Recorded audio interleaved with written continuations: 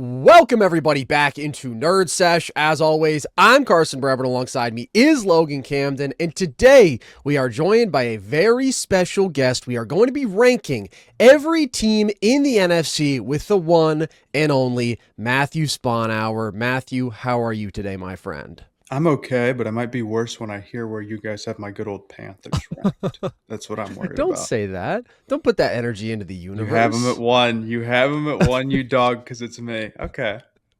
I'm seeing the vision. I'm seeing the vision. I am. Well, we'll get there when we get there, maybe sooner than you might like, because we're going to start from the bottom here. So, Matthew, as you are our most esteemed guest, who do you have finishing dead last in the NFC? Who do you think just stinks and reeks? I think it'll be the Arizona Cardinals finishing dead last. Part of it is they have the toughest schedule in the NFL by Vegas odds. So just their win total, or like the win line of every team they play added up, is the toughest in the NFL by a pretty considerable amount. And they're not a team that can afford that. I do think there's reasons to be optimistic about them, like compared to the absolute worst teams in the NFL, in terms of like, okay, like Brissett is a reasonable starter, even if he is kind of limited, and they've invested so much in their offense. And maybe you think LaFleur and the run game can get going with Love. And then they have good weapons, which is something that you really can't say about most of the worst teams, between McBride and hopefully Marv can have a breakout year. And Michael Wilson, the way that he broke out last season. I can see the vision, even if the offensive line is kind of spotty. And Basantas, I know, went down last night, and I'm not sure what it was. I didn't check this morning. But balls. Regardless. It was an injury to the balls. Really? Yeah. Logan had one of those just the other day, by the way. It was pretty shocking. But keep going. What's the recovery timeline look like on that, Logan? He's still not good. Look at him. He may never be the same. It was actually unbelievable. He started screaming in agony. He's screaming, "My balls, my balls!" And we have this on camera. If Logan can't podcast, then I don't know how the hell Basantas is going to play guard in the NFL, dude. That's what I'm saying. Although they are similarly demanding physically. A lot of people don't know that. Logan hasn't said a word. We're talking about him. We're several minutes into the podcast. He hasn't even thought about saying a word. I'm crying. We have a lot of fun here, don't we, guys? I did turn my balls on the podcast last night. What'd you do? I moved. Yeah, he moved. Right. He's got a sensitive sack. Yo, I'm actually crying, bro. Mm-hmm. Matthew, back to you. I don't know if we can keep talking about the Cardinals until this is decided. Yeah. I just think the Cardinals don't have a great path to having a good defense. Dude, Chase Basantas to his ball. I know. It's terrible. You guys are in the fraternity now together. Yeah, I think this is pretty much the standard take. I don't think that there is like a gap necessarily between the Cardinals and the next worst team. Honestly, I think the bottom 5 teams in the NFC all kind of suck, but I do think it's reasonable to have them in the last spot, and I have them there as well. But I also think you're right, Matthew, when you say like the offense should be passable because Brissett is a pro. He is at least something of a steadying presence, and I think Jeremiah Love is going to be electric as he can be behind a pretty mediocre offensive line, but really dynamic playmaker. And then, as you said, the receiving core, the totality of that isn't bad. This was an offense that last year wasn't disastrous. They were 23rd in points per drive, and I think they could be a little bit better than that this year. But it's like, all right, if we're talking about whatever, the number 20 offense with a defense that really might be the worst in the NFL, like I think that's where this team really looks very weak pass rush. And if Josh Sweat isn't 100%, then it would be like the worst pass rush in the NFL. Bad linebackers, pretty weak secondary outside of Budda Baker. So I just think you're looking at below average offense, awful defense, facing the most stacked rest of the division, basically, in the NFL with the toughest schedule in the league. I just don't see the path to them being decent. I think you put it well. Like, there are some teams where it's like, okay, I think they're going to suck, but there's a world where they win 8 games or whatever. With the Cardinals having this talent, having this schedule, that's really, really hard to see unless maybe the new coaching staff can work some miracles, but the needle is not moved for me. Well, if you frame it like who's going to finish last in the NFC, that is what makes it an easy decision for me, just because they're in such a tough spot. Defensively, Josh Sweat could be back, and Walter Nolan is somebody who I really like, who I think, if he can stay healthy, has a chance to really break out this next year. And maybe you have some hope for like the Will Johnson and some of the youth in that secondary. But overall, yeah, their paths to good defenses are tough. And really, their offense was not that great last year with a lot of similar pieces. So it's going to be largely up to LaFleur and Love to be the real difference makers there. Yeah, I have them at 16th pretty solidly. It's just too tough. Too big of an ask for them to be otherwise. 6 games of Rams, Seahawks, Niners is pretty brutal. Logan, you recovered? I also have them. Yeah, I also have them in the 16 spot. The most damning thing to me is the defense, man. Like, I thought this was one of the worst pass rushes in the NFL last season. That, to me, is the most important thing defensively as a starting point.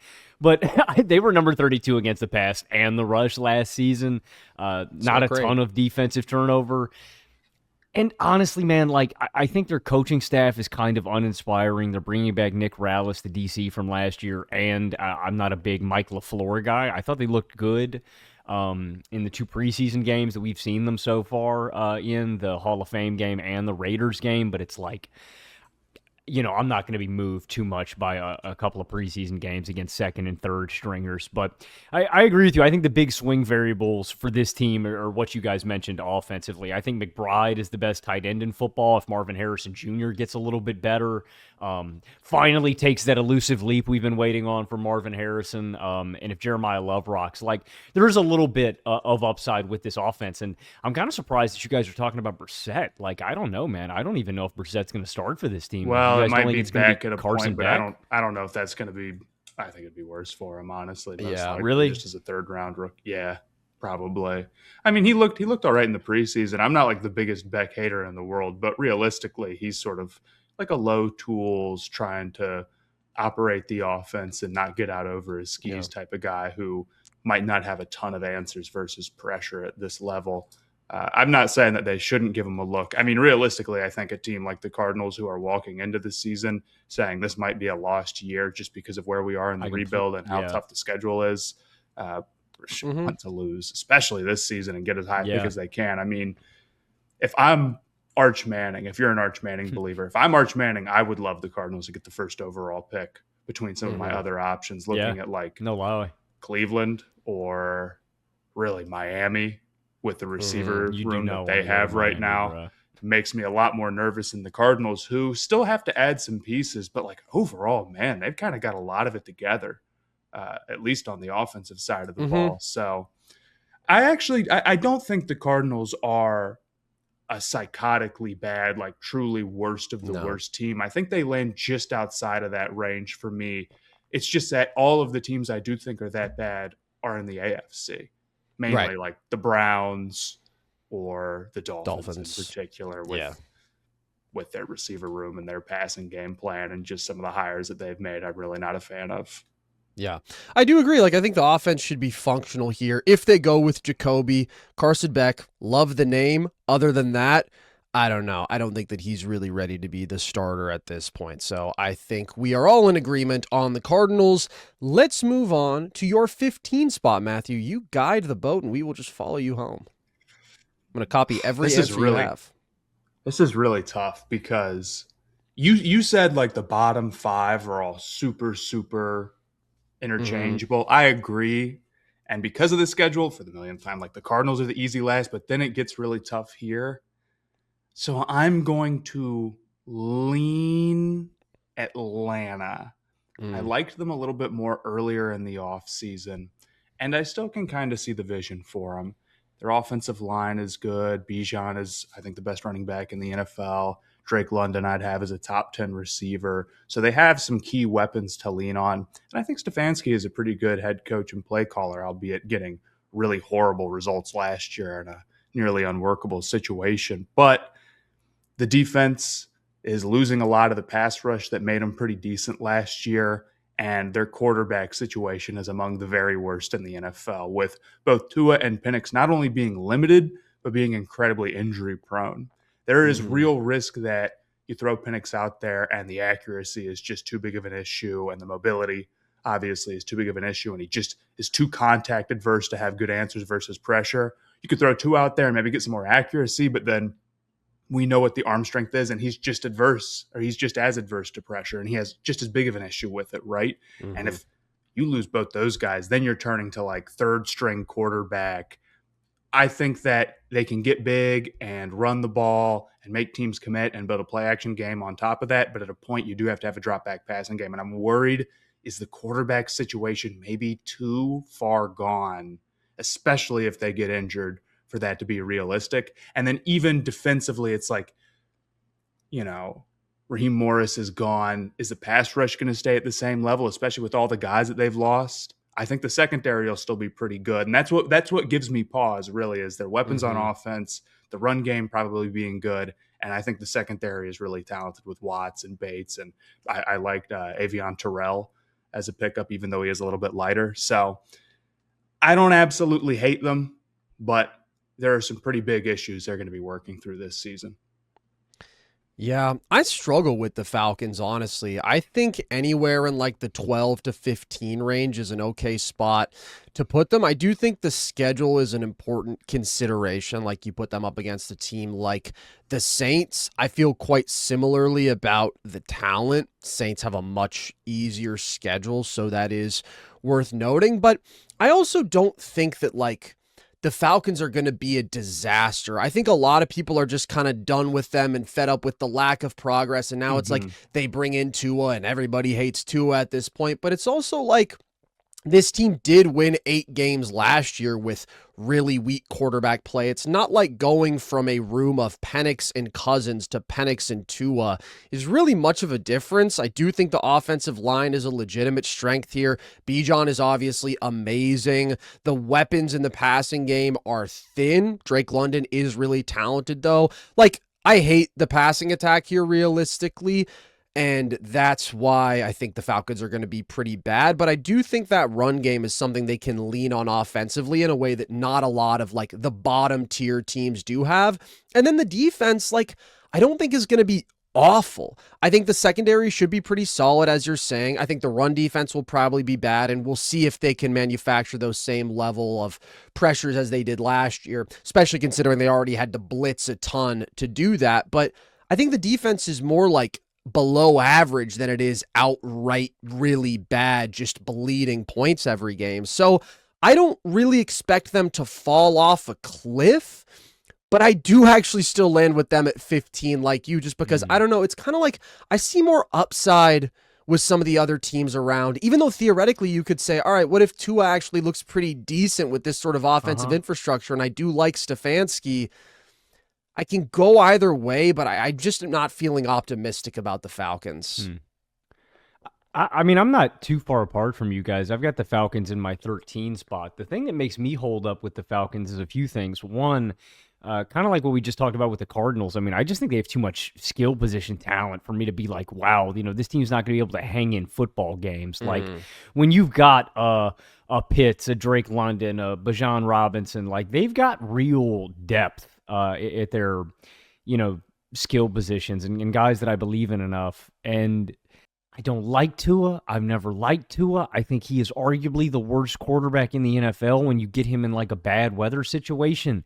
The NFC South is almost a damn near all-dome conference, though. Like, that is another thing that makes me hold up with the Falcons, where I'm like, damn, man, Tua's not even really going to be stressed in a lot of these environments where, I don't know, like, I think when Tua has the like lack of variable change, when there's like the weather's not bad, when he's in a dome, when he can be on time, like, I think Tua's going to be decent. I still think he sucks in big games. Right. Like, I want to be clear about that. He is not a good quarterback, but can he put up decent regular season numbers? Can he move the ball with really good skill position talent and infrastructure around him? Like, yeah. And so, don't get me wrong, I think they belong in this like bottom 5 like you guys, but I don't know. I would put them more in this like kind of 6 to... They've been the same team for 6 seasons. Yeah. Like, I kind of expect them to be the same team for the 7th straight year. Here's what I would say, Logan. I think I'm with you in terms of like who they actually are as a football team on paper, but let me throw this at you. You open up going to Pittsburgh. then Carolina, then you go to Green Bay, then you go to New Orleans, L's. Baltimore, Chicago, All L's. Niners, Holy at shit. Tampa, Holy shit. Oh my Bengals, God. Chiefs, at Minnesota, Detroit. Like, that's their first 12 games.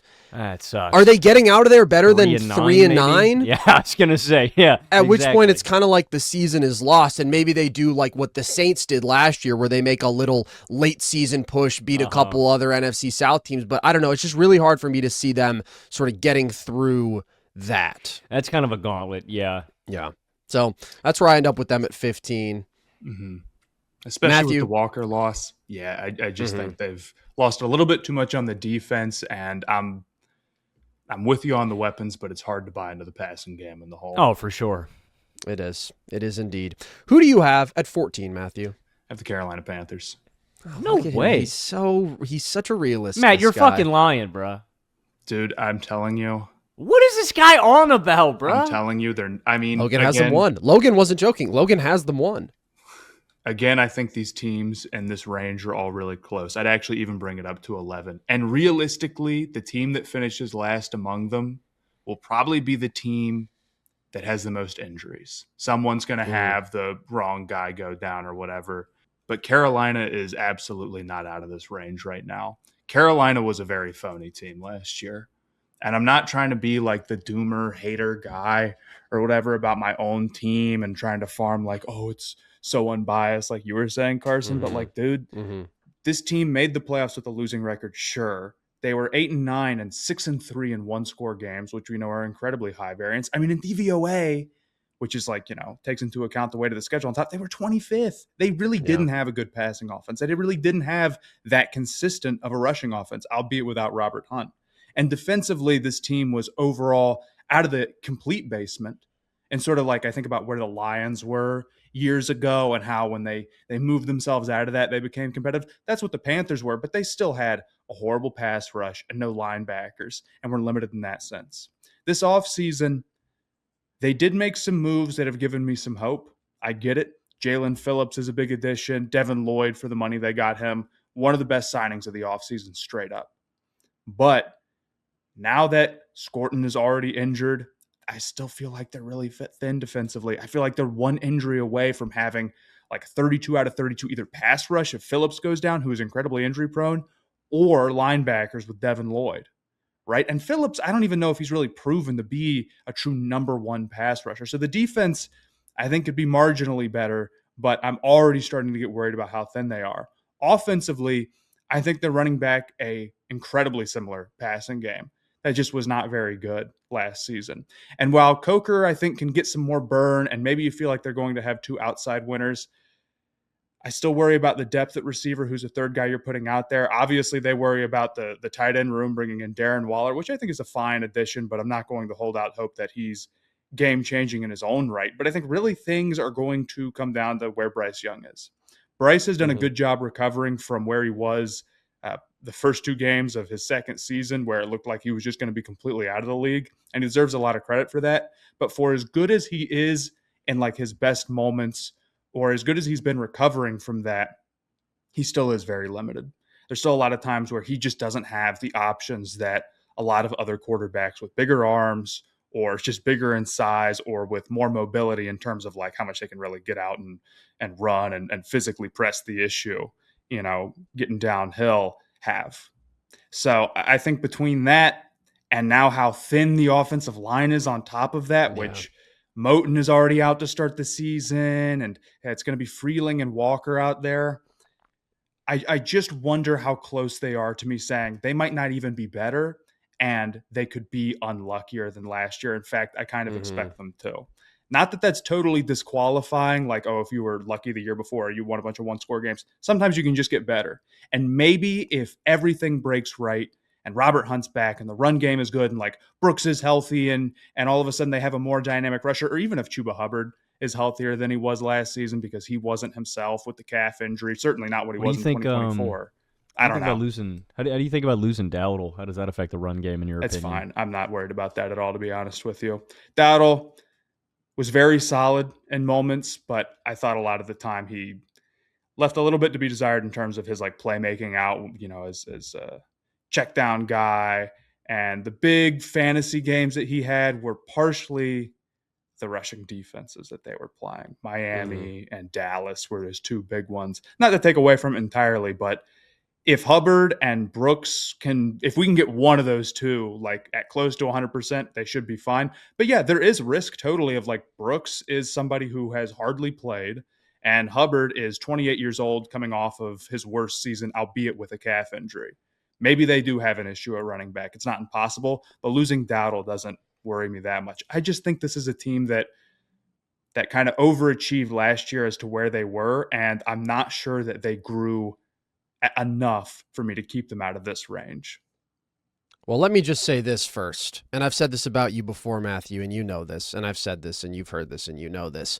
What an unbiased and what an honest American we have right here. I commend it, and I said that I was going to copy every one of your placements, and I meant it as a joke, but it turns out it's true. I have the Panthers at 14 as well.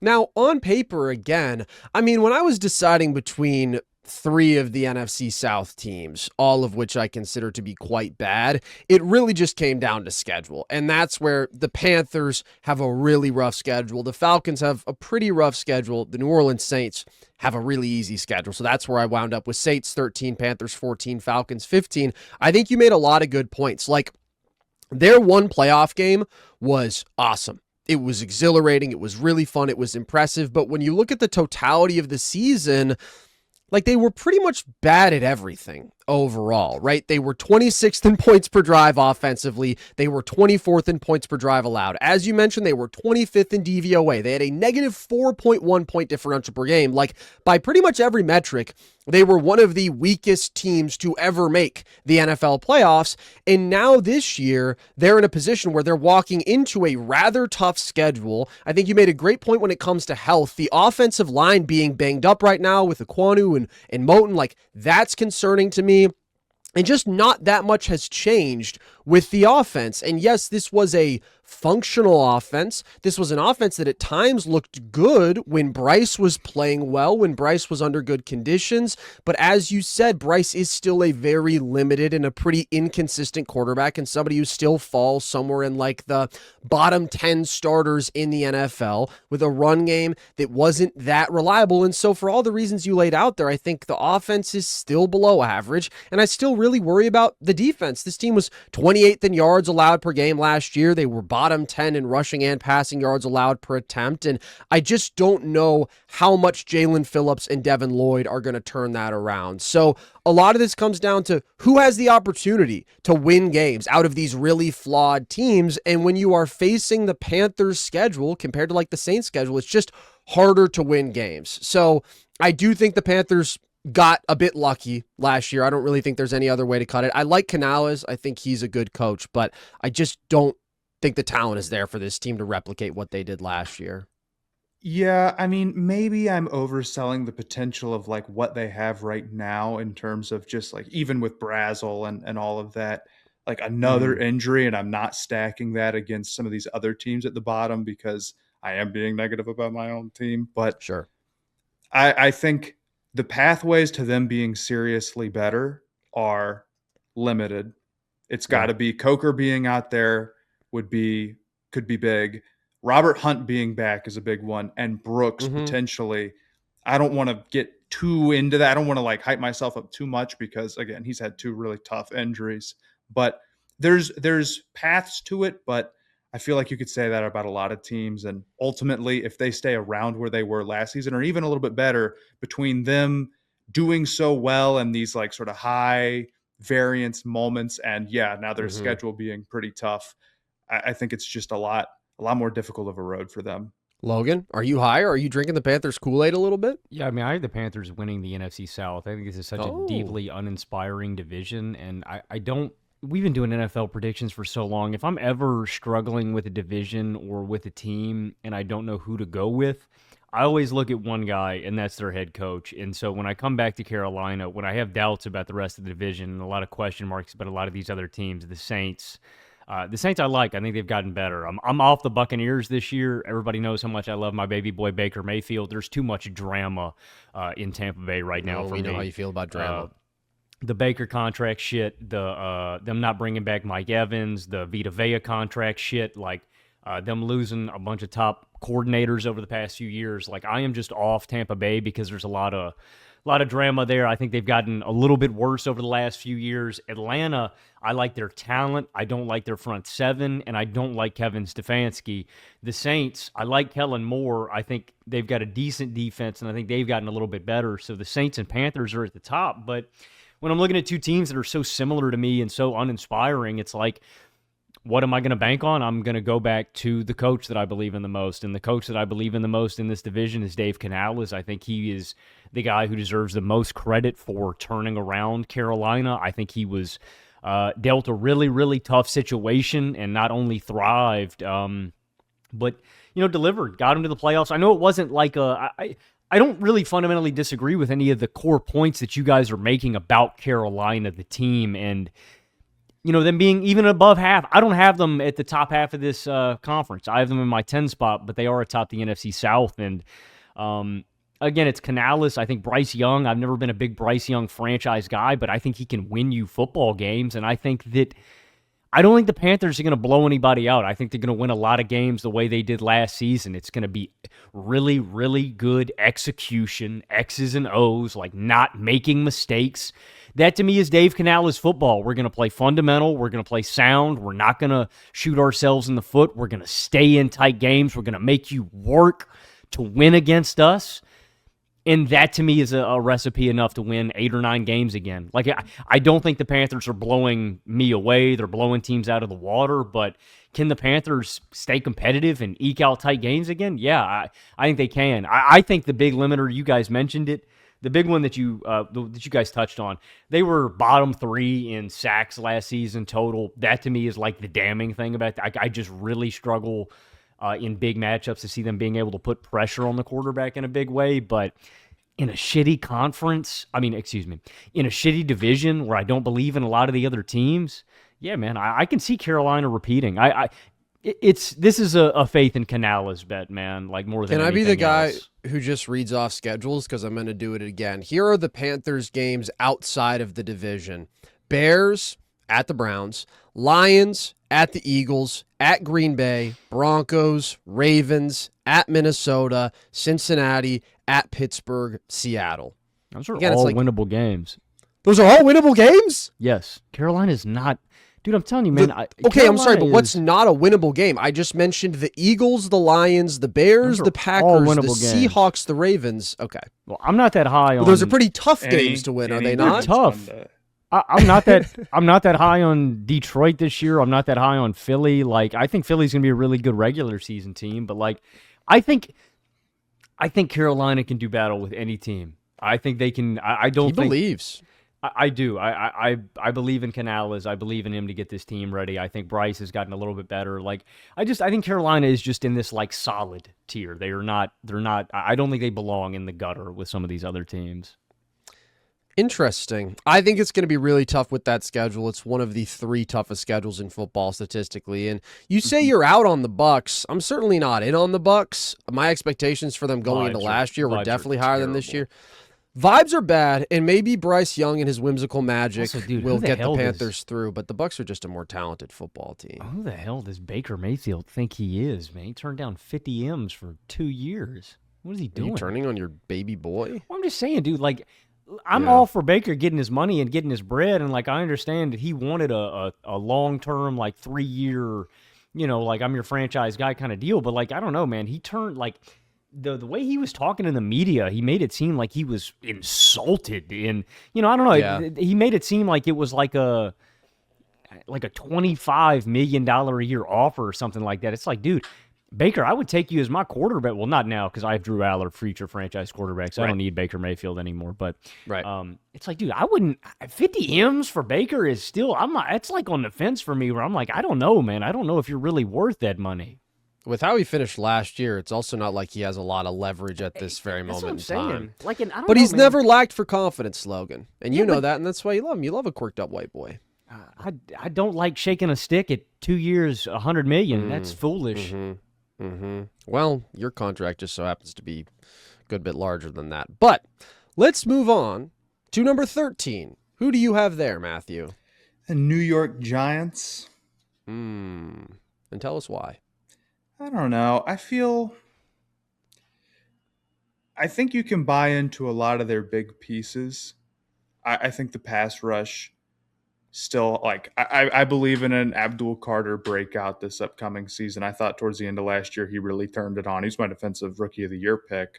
And maybe that was a little much considering that, there was all that weirdness at the start of the season. But between him and Burns, a lot of these teams just struggle to be strong in that area. They definitely are. The rushing defense was a disaster last year, but they made serious moves to improve it, right? They brought in Reeder and Harris. And on top of that, like the big one, Arvell Reese, who kind of an interesting player, kind of an interesting pick, but undeniably his run defense as an off-ball linebacker, his ability to work through traffic and to take on blocks. There's just not a lot of linebackers who I feel like can both really attack and slice downhill while also like being able to hold the point of attack if they need to and then react. He can do both. So I'm really high on their ability to at least get out of like the total basement in that sense. And I think their front seven overall is like pretty decently talented.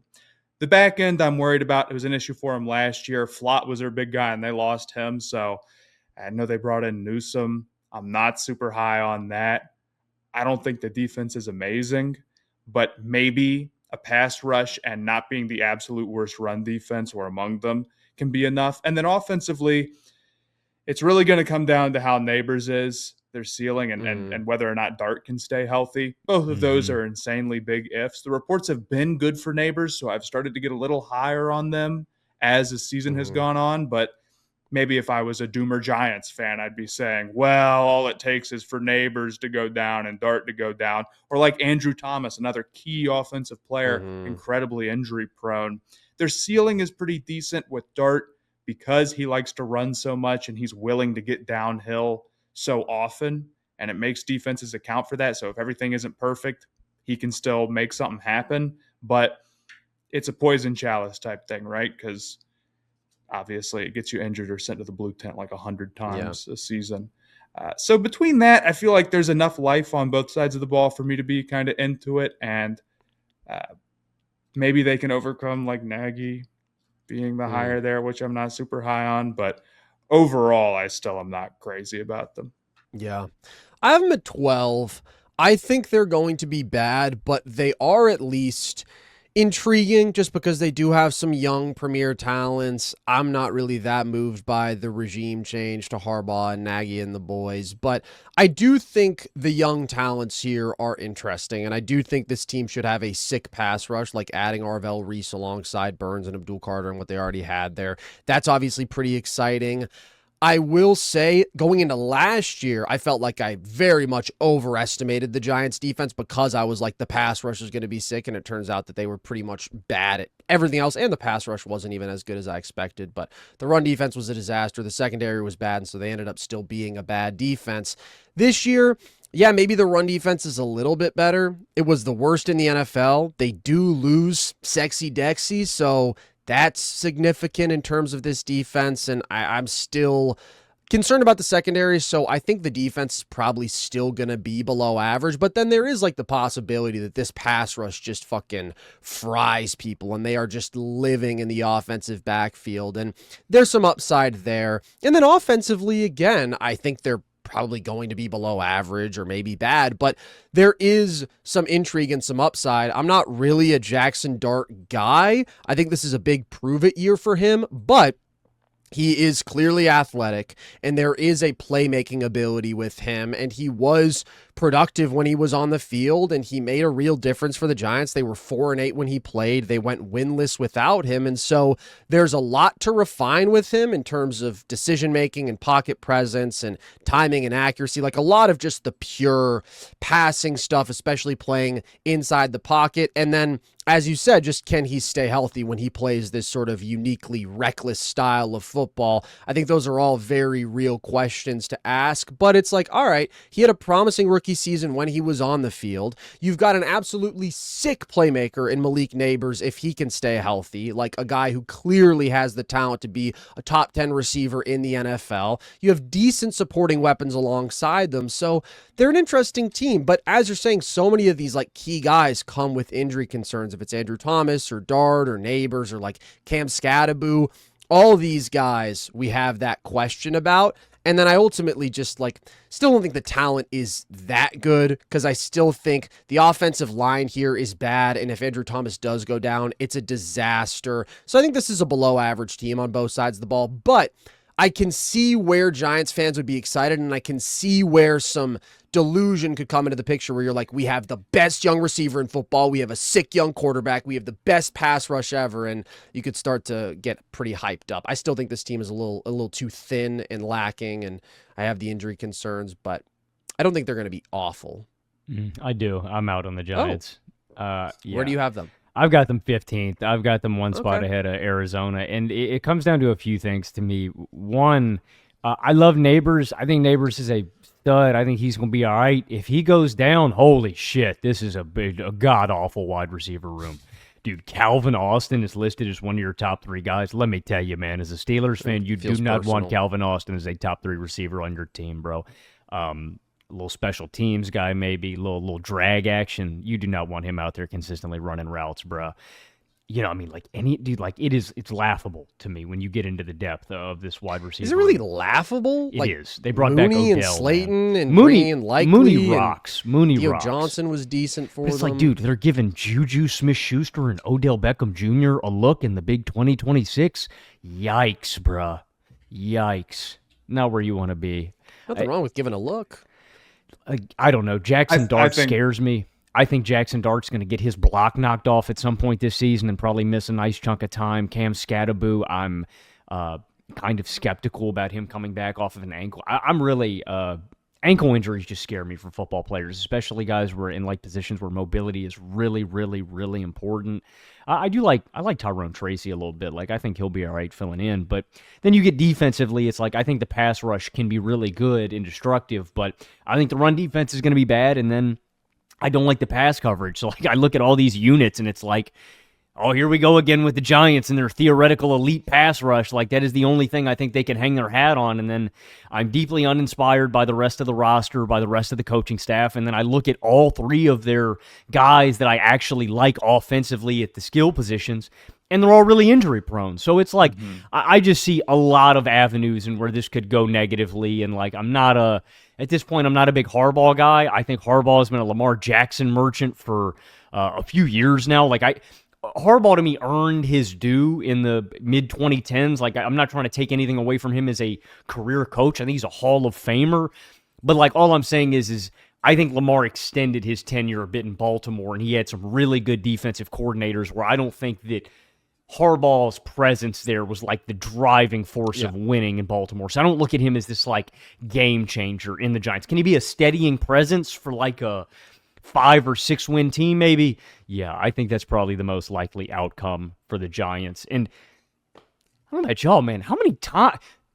Dude, there's not enough linebacker positions to play all these guys, man. Like, I don't know, dude. The Giants just keep going back to the well. Like, they also You've never heard of a 614? Yeah, man. Let's run a 46 defense, man. Let's get the old Bears unit out there, dude. That's what they're gonna have to do. I don't know. I'm not really. The Giants aren't like egregiously bad the way I look at like the Cardinals. Like, I wouldn't put them in that, but I'm not moved. I think the Giants are gonna be pretty bad this year. I will say, from a skill set standpoint, Reese off the ball, especially for a team that was, I was looking at it now, 32nd in rushing defense EPA and success rate and DVOA. I think having him in that position works a lot. I know he got hyped up a lot as a pass rusher, and honestly, I thought a team was going to draft him with the idea of like, we're going to try to develop him into a pass rusher because he's got really good get off and long arms, and there's so much power in his hands for somebody his size. It's incredible.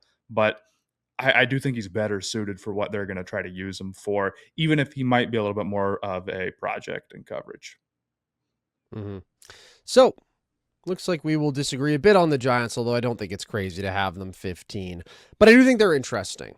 In my 13 spot, I do have the New Orleans Saints, as I mentioned. This is another team with a young quarterback going into year 2 and sort of a prove-it situation for him. As I've mentioned, the Saints just have a super easy schedule, and that's why I'm a little bit higher on them than the two teams right behind them in the NFC South. And this team finished last year strong. It's another team where, like, I can see how if you're a Saints fan, you could talk yourself into a little bit more upside than I think there probably actually is, but you could be like, well, we were a sneaky solid defense last year. The offense kind of rounded into form late, and Shuck started clicking, and they won 4 straight games going from 2-10 to 6-10, and now they add a first-round weapon in Jordan Tyson and a talented running back in Etienne, but ultimately I'm just not really that moved by like the sort of push they had at the end of last year. Like they just kind of beat some shitty teams. They beat the Jets and the Titans and a couple other NFC South teams. I also think that solid defense is going to take a step back. They're going to be without Cam Jordan to start the season. They lose Demario Davis, couple pillars of that defense. So I worry they might take a step back and be a pretty weak unit without them. And so then it comes down to like, how much do you believe in Tyler Shuck in this offense? And I still view him as like a bottom 8 starter. I think he's fine. He was better than I expected. And I think he's decent at protecting the ball. And he's like decently mobile for being a big guy. But he did take a lot of sacks. He's not really a playmaker. And so I just am not seeing like the year 2 step forward from him that's going to make this Saints offense really solid. I'm excited to see Tyson. I think that he's a really dynamic talent. But I just feel like the Saints are another team that is like pretty below average on both sides of the ball. And again, they're going to have some winnable games on the schedule, but even the Giants, I think, have more upside as a team than the Saints. I mean, I have the Saints at 10, and if it wasn't for how many key players they have that have injury issues, I would have them considerably higher, especially against the schedule if we're talking about where they're going to finish. I'm pretty bought into what they could be offensively. Now, Tyson, of course, just had what is apparently a hamstring issue in practice a day ago, which is too bad. But him and Olave would be a pretty unbelievable receiver duo right out of the gate, in my opinion. I'm incredibly high on Tyson and who he is as a route runner. His ability to separate at his size is incredibly impressive. He's just super dynamic, like a true one to me. Shuck, I agree, is maybe not like, a top 10 QB next season, but in the right situation with an offensive line that could rebound with like Eric McCoy coming back, I don't know, man. I see the vision for them both through the air and on the ground. I think their offensive line looks pretty strong if it can stay healthy. The issue is that Olave's had his concussion stuff. Tyson is now having hamstring issues pop up. And then Eric McCoy has played 7 games each of the last 2 years. All of those things together make it hard for me to like really plant my flag. But man, defensively, they were a good team last year. Davis is a real loss, but they still have a lot of the pieces that made them good last season. And again, against a very easy schedule, why couldn't they win 10 games? Why couldn't they win 11 games if everything goes right? Their ceiling for me is very easy to see, but as we've already seen now, I think one of the key players start to get banged up here a little bit. I'm going to pull off just some, but I do have them winning the NFC South still. Yeah, I'm with you, Matt. I've got Carolina winning the NFC South, but I've got New Orleans right behind them. I've got Carolina in my 10 spot. I got New Orleans in my 11 spot. And I agree. The big thing to me is the offensive line, man. I think that's the most underrated thing about New Orleans. Like, if they can stay healthy, that is a unit right there, man. Like, New Orleans went under the radar, and Carson, you were talking about how they finished at the end of the season. I think that was the strength of this team. And I kind of fuck with Shuck, man. I can't lie. Like, I don't know, dude. I didn't like Tyler Shuck last year. Like, he impressed me. I try to give guys I was like, man, this guy's a bozo. The Saints are going to win like 2 games. This QB room is like the worst I ever saw. That was a take I had coming into the season. And then Shuck looked really good. Tyson is a big difference maker to me in this offense too, because the Saints remind me of Pittsburgh last year, where it just sucks, man. It's such a limiter when you have like one receiver that can actually win one-on-one. It just limits literally how much of the field you can use. Like, the Steelers did not have a wide receiver 2 last year, and that's why you saw them make that adjustment to all these big 3 tight end sets and making all these adjustments. now, and I'm just using the Steelers as a comparison, they bring in Michael Pittman Jr. I'd say the same thing for the Saints, where it's like it is literally just Chris Olave doing work. Now you've got Tyson, theoretically, that'll open up the field. And so, like, I just buy into this offense. I buy into the Saints just being, like, thoroughly mediocre on both sides of the ball. Like, I don't think that they're going to be above average, but I think, yeah, in this 8 to 10 win range again, I think is just about right for them. So I think that they'll flip. I think they'll go from the bottom of the NFC South to like the second spot or the top spot. I think the Saints are just like very, very average. But I do agree with you, Matt. I think the big thing for them is going to be Shuck's improvement. How great can the offense be? And then most importantly, just are injuries gonna ravage them this season? But I like the Saints. I think the Saints are kind of sneaky solid. There's an opportunity with the schedule. I just think the offense has a long ways to go. And it's like, yeah, you're injecting a couple of real weapons. So maybe that changes thing. Year 2 quarterback, maybe he progresses. But also it's like last year they were 23rd in net yards per pass attempt. They were 31st in net yards per rush attempt. They were 28th in points per drive. Like this was, again, an offense that played better towards the end of the year, but was still pretty much like a bottom feeder on that side of the ball.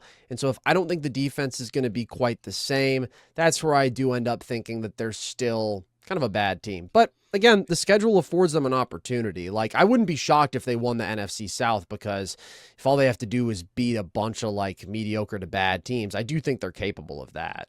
I mean, I think the offense has changed a lot between Edwards, McCoy, who is one of the best centers when healthy, and Tyson, who I think, it's not far-fetched to say like a rookie receiver can come in, especially as just a number 2 and really change the game. Like those are very impactful players. And again, with a favorable schedule, I'm kind of bought into it. I kind of think it's going to work out.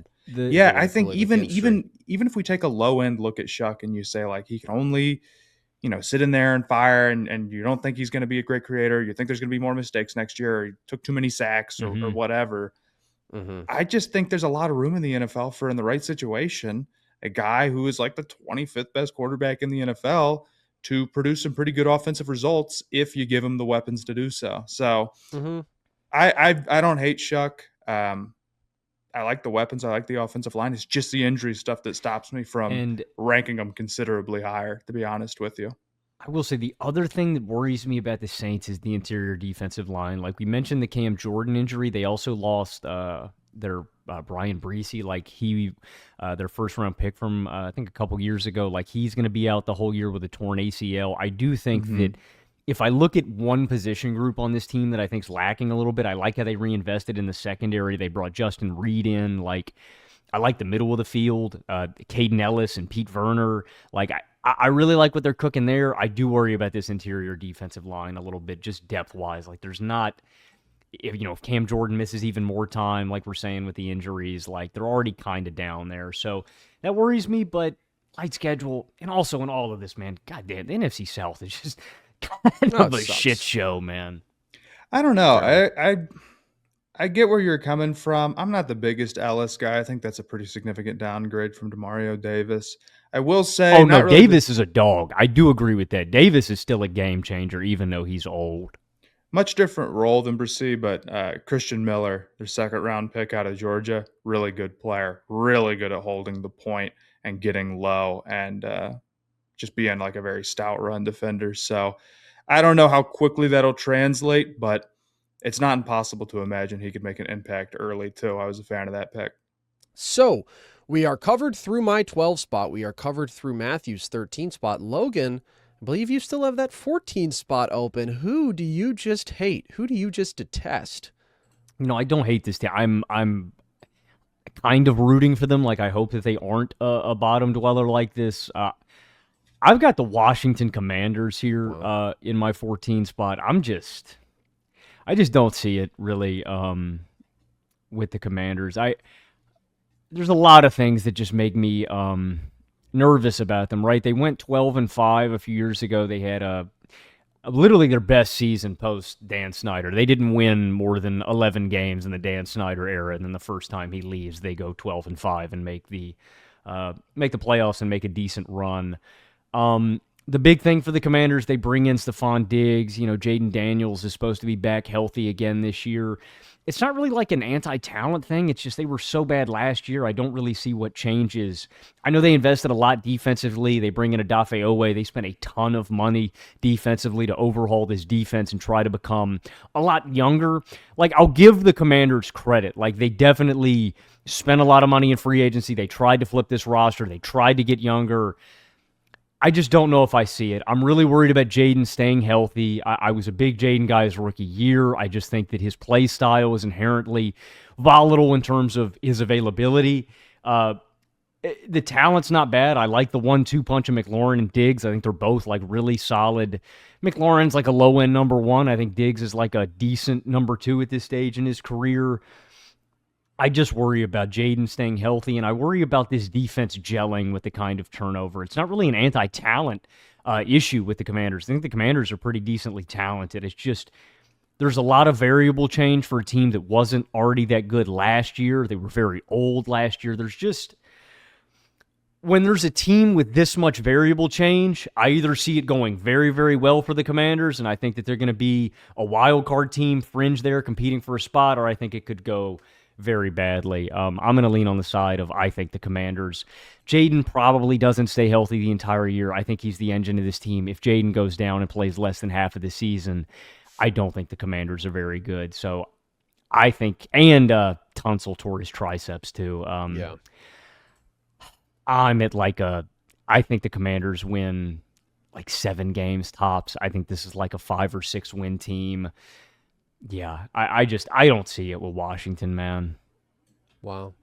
Last year, it was the exact opposite. I You were did. so high on the Commanders, and I had to say, They were no, I so think they're a regression candidate. I think they're going to miss the playoffs. And now the positions are reversed. I mean, I'm not high on the Commanders, but it's tough for me to see how they could possibly be as bad or worse than last year. I just thought last year was such a season from hell for them. And I think getting Jaden Daniels back alone is such a massive difference. Like, he's a game-changing player. This is a guy who just flat out played at the level of a top 10 quarterback as a rookie and was absolutely game-changing in the run game and hit on some explosive passes for you. And this was one of the best offenses in football. And then he is hurt for a majority of last season. Obviously, the offense completely falls off a cliff. But I think when he's on the field, this is a pretty good offense. I'm not going to say that they get back to being top 10 level. I still think Jaden has some improvements to make as a pocket passer and in terms of his pocket presence at times. And the receiving core is probably a little bit thin here, but I do think the McLaurin-Diggs 1-2 punch is solid. I do think what they're going to have in terms of the screen game, what they're going to have in terms of Daniels' rushing threat, what they're going to have on the ground overall, like all that stuff is pretty good. And so I just think the return of Daniels alone makes such a massive difference for this offense. The defense is still going to suck. They were bottom 3 in the NFL last year. They were pretty much bad at everything. They spent a lot of money. As you said, I'm not really moved by it. I like Owe. I think the Settle and Chase on additions are fine. They draft Sonny Styles and they bring over Leo Chenal. Like, they made some moves, but the secondary still sucks. The run defense is probably still going to be pretty bad. And the pass rush might still be bad. Like, it's not like, oh, we have Odafe Owe now. Like, our pass rush is solved. They invested in that front, but I still think the defense is going to be bad, and I still think the offensive line is bad, especially when you lose Tunsil for most of the year. Like, it puts a lot on Jaden Daniels, for sure. It puts a lot on him and the skill position talent, but I do think Jaden Daniels is really good. So it's a lot of pressure on him. I think his health might be at risk here with a bad offensive line and considering his play style and his build and all that. Schedule is kind of tough. Like, there's a lot of reasons I think the Commanders are probably going to be below average this season. Like, I have them at number 11. I don't have them much higher, but I do think like the level of talent they have at quarterback and what they have with this offense is enough to put them above like the Giants and the Panthers and the Falcons of the world, because Jaden Daniels is that dude, man. He's that dude if he can stay on the field. Yeah, I mean, I think my X factor is Jaden Daniels' injury. Like, can he stay healthy? And then new offensive coordinator David Blau. Like, I don't know. I was a big Cliff Kingsbury guy 2 years ago, and I thought Cliff was really good and a really good partner to have with with Jaden. And I do think the Commanders got a raw deal last year with all the injuries and how old they were. And like, it really was a season from hell. I don't know, man. I need to see it with the offensive coordinator. I think he's going to be a big determinant for this season. A guy we didn't mention, two guys actually, really quick. Rachaad White, I think, could make a difference as a change of pace back, receiving back out of the backfield. He's a nice little addition. And then I think Antonio Williams could be a breakout candidate for them this season out of Clemson. I know he's gotten a lot of hype from Commanders fans around here. So, like, I do see the upside. I think they could definitely be better than last year. I'm monitoring the offensive coordinator and just what Jaden looks like. I can see it with the command. I don't see the ceiling. I could see them getting to where you're saying, Carson, though, like middle of the pack, maybe. I mean, it's like their defense sucked 2 years ago, and they made the conference title game because the offense was that good. I'm certainly not saying I expect them to do that again, but like, I don't think they're a bottom feeder just because they only won 5 games last year. I think they won 5 games last year because their defense was awful. Their defense should be at least better this year, and their superstar quarterback missed a whole lot of time. They're going to be a very different defense than they were last year. That I'm at least confident in. Bringing in Durante Jones from Minnesota, you hope can be like, a more aggressive, heavy blitz, type of looks that you're giving out. And they got a lot more athletic than they were. That was their big issue, is that they were very, very old.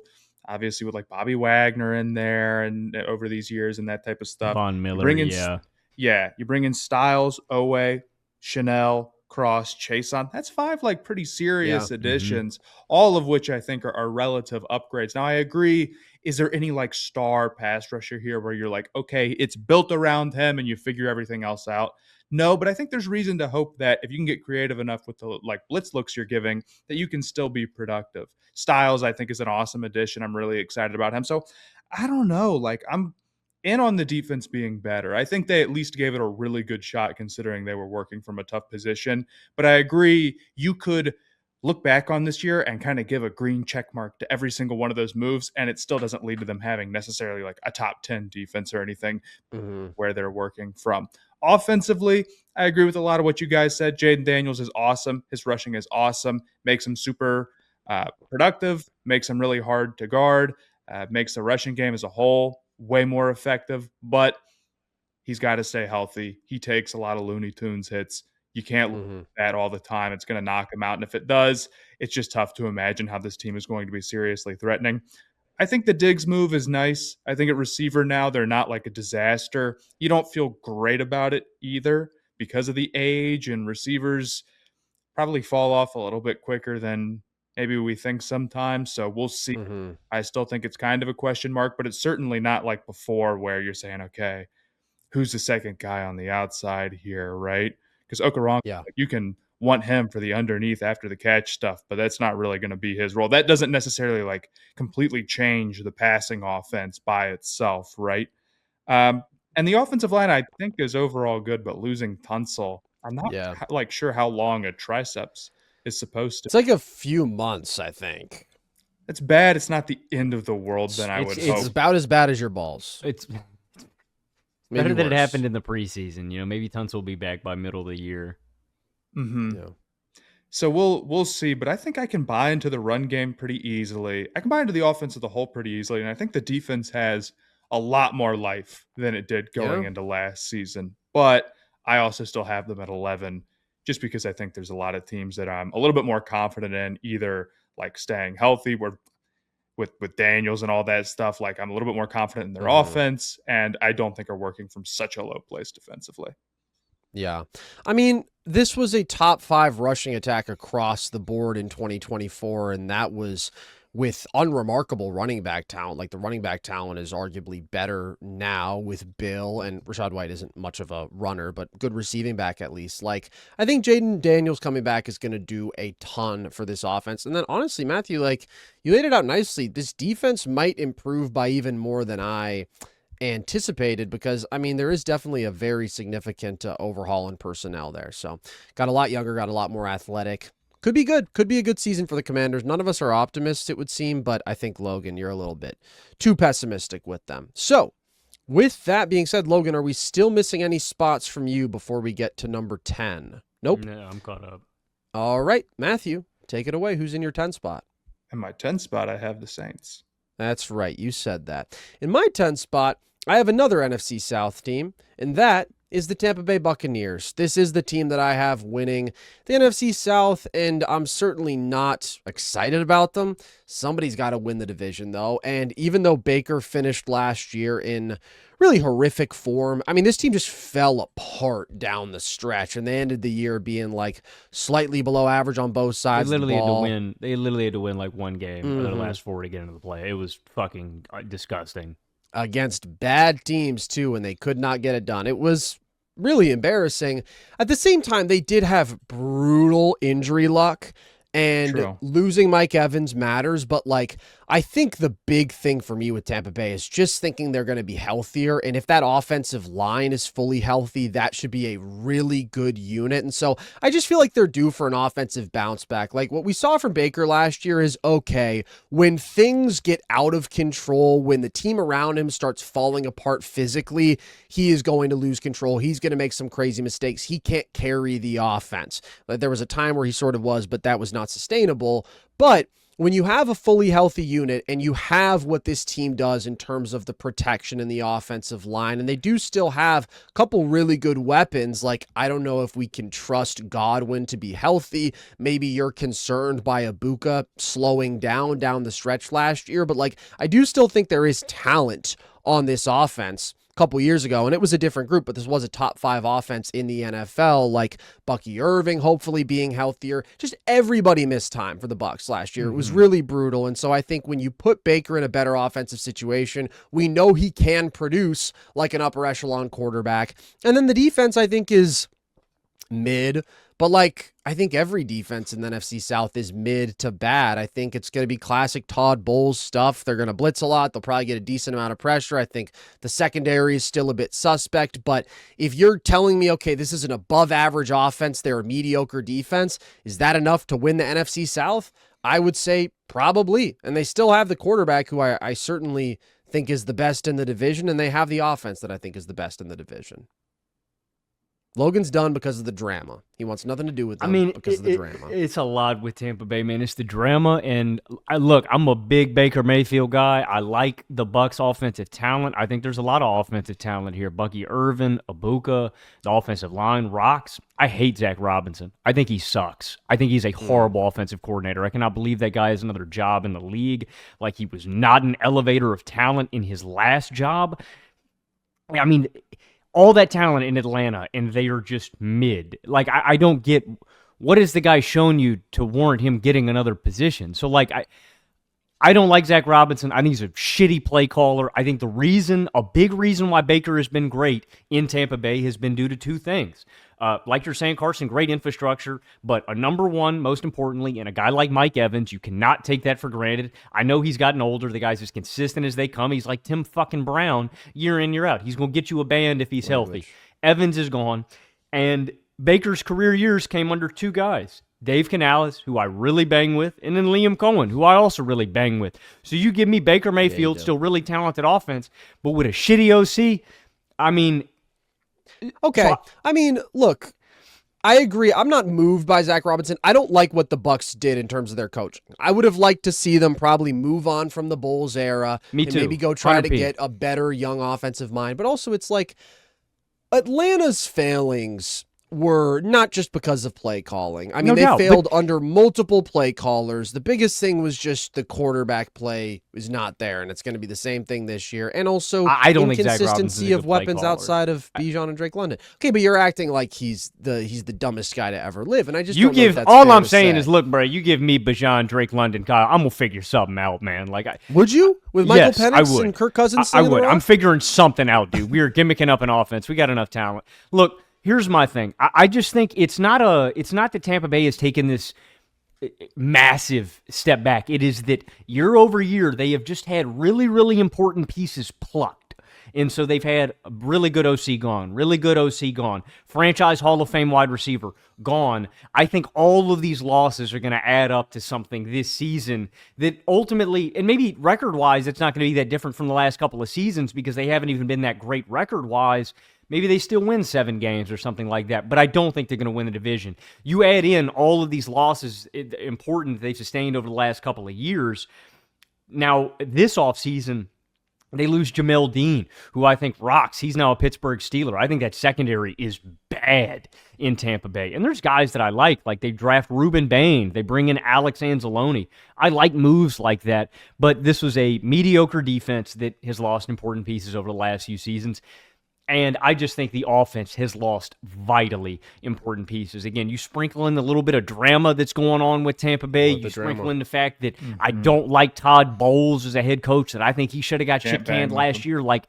This is, to me, the season where the Tampa Bay Bucks pay the piper. And I don't think they win the division. I don't think they are a top 2 team in the division. I think they finish very firmly 3rd. Between the coaching staff that can't be banged with and the drama, I think how do you overcome it? As well. I don't know what else to say. I don't know. I mean, again, I have mixed feelings about a lot of these teams. I completely agree at outside corner.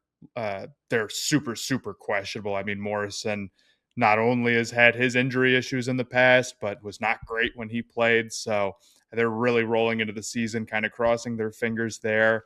Vea is a stud, and if he really is not going to play, that's a monster loss. I love Bain. I thought Bain at 15 was maybe the best pick of the draft, but at the same time, it's only one guy, and I think the front seven as a whole without Vea is him and a lot of guys that I'm not in love with. Offensively, I totally agree with you, Carson. Their offensive line was uncharacteristically banged up last year. Wirfs have been pretty steady for a lot of his career. Losing him, he's one of the best players in the NFL, just straight up. So, I mean, it's going to make a big difference. And if they're 100% and ready to go, okay, I combine to that Bucky, I love if he can get healthy. But, man, he's one of those guys where it's not even just like he's got a bad history. It feels like he's really questionable coming off a weird injury season, and the whole conversation around that, it's hard to really get a gauge on where he's going to be. And at receiver, losing Mike Evans is a big deal. He wasn't great last year because it was so in and out, but in 2024, man, he was as good as he's ever been in spite of his age, really. Not having a guy like that is going to make a big difference. With Baker, I don't think he's a bad quarterback. I think he is kind of erratic. He is sort of a gunslinger, playmaker. I'm going to get out and make something happen. And he's good enough at it so where I think he falls into the category of guy who kind of is their offense, right? So if the situation is good, it's going to work out a good amount of times, and those big plays are going to happen. And sometimes you just have the breaks go your way and the ball bounce how you want, like on the deep shots we saw at the start of last season. You'll get the MVP chance in October. And then sometimes the offense will fall apart and you might not have the tools to deal with it, or you might not be calm enough in the pocket to deal with it. Baker is solid, and maybe the oblique really was bothering him more than I'm factoring in. So I combine to the offense. The defense I'm a lot more worried about. I guess I see the path to them being pretty good offensively and that being enough in the NFC South, but I have them at 12.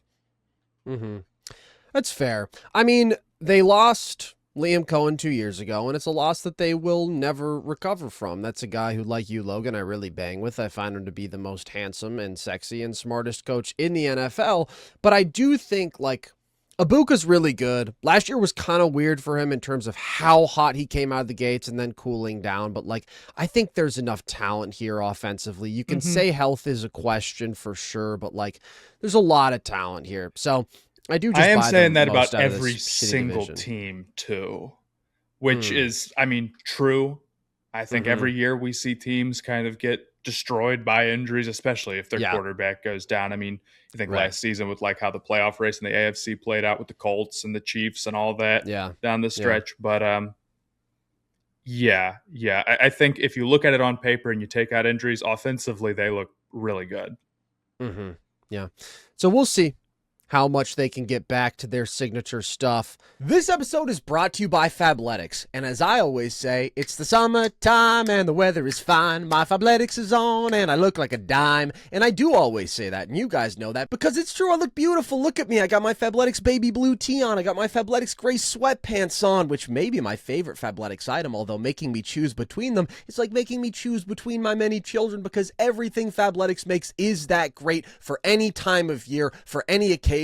If you're working out, if you're out on the town, if you're just hanging around the house, Fabletics has something great for you to look good and feel good in. As a matter of fact, Carson, I'm donned in my Fabletics shorts right now. I'd stand up and show you, but frankly, that'd be quite perverse, so I'm not going to. But you can join in and wear Fabletics too, guys. You can sign up as a new VIP. You get 70 to 80% off everything. That's workout shirts, shorts, joggers, hoodies, everyday staples, anything you're interested in, Fabletics has got it. It's high quality, everything feels lightweight, comfortable, and built to last. I really can't recommend it enough. So, you can shop now at fabletics.com/nerdsesh to get 70 to 80% off everything when you sign up as a new VIP. You take a quick style quiz and be sure to select Nerd Sesh when prompted to unlock this offer. It's a limited time offer, so don't wait. Again, that's fabletics.com/nerdsesh for 70 to 80% off everything as a new VIP. But let's move on to the 9 spot, Matthew. Who do you have here? I have the Green Bay Packers. Tell me why. Well, they're in a very tough division for what it's worth. Mm-hmm. I don't really have a ton of faith in the defense, to be honest with you. They didn't add a ton to it, and they're banking on Parsons coming back and looking 100%. But even with Parsons last year, they weren't particularly strong, right? Now, maybe he does. I'm a believer that Parsons is the type of guy who is good enough in his own right to produce great defensive results with teams that really aren't quite like that. And even if they do sometimes get exposed, you think about some of those Cowboys defenses and the playoff game they had against the Packers, if I'm not mistaken, where everything fell apart. Yeah. It still, is going to lead that. We're talking regular season right now, right? But man, it's asking a lot. I feel like it's just a lot of weight on his shoulders. Even though I like McKinney and Cooper, overall, I don't think the run defense is particularly strong. The corner play, I'm still concerned about. I just think on the whole, they're a mediocre defense that didn't change a lot, and they're kind of just banking on Parsons to carry them. Offensively, I have a lot of faith in LaFleur to get good results. I think Jordan Love is one of the 10 best quarterbacks in the NFL. I think the receiver room, even though it's been, I guess deep and good, but trust us, bro, for a long time, I still kind of like it. Watson looked really good when he played last year. Matthew Golden, I think, has the talent to break out here a little bit. And Jaden Reed was a bigger loss than people think. He's starting to get some hype in the fantasy community, so maybe that's not like a sleeper pick anymore. But there's a real chance that they have a nice 1 through 3. And Tucker Kraft is one of the 5 or so best tight ends in the NFL. And just a really phenomenal blocker, really great after the catch player, and they do a great job getting him in space. But I worry about the offensive line, and I kind of worry that maybe the run game can only survive so much. So I think they'll have a great passing offense. They've had a great passing offense. I know they were second in EPA per play last year. I trust LaFleur, and I trust that having that passing offense gives you a floor like nothing else in the NFL and in football. But outside of that, I'm just not very high on the rest of the team at this point. I get it. I was a big-time Packers believer when they were healthy last year, and obviously that fell apart with the Kraft and the Micah and everybody just getting their ACLs taken. I think Micah's health is still the biggest X factor for this team. Like, if he's healthy, I think maybe they could still be a contender without him. Maybe they miss the playoffs.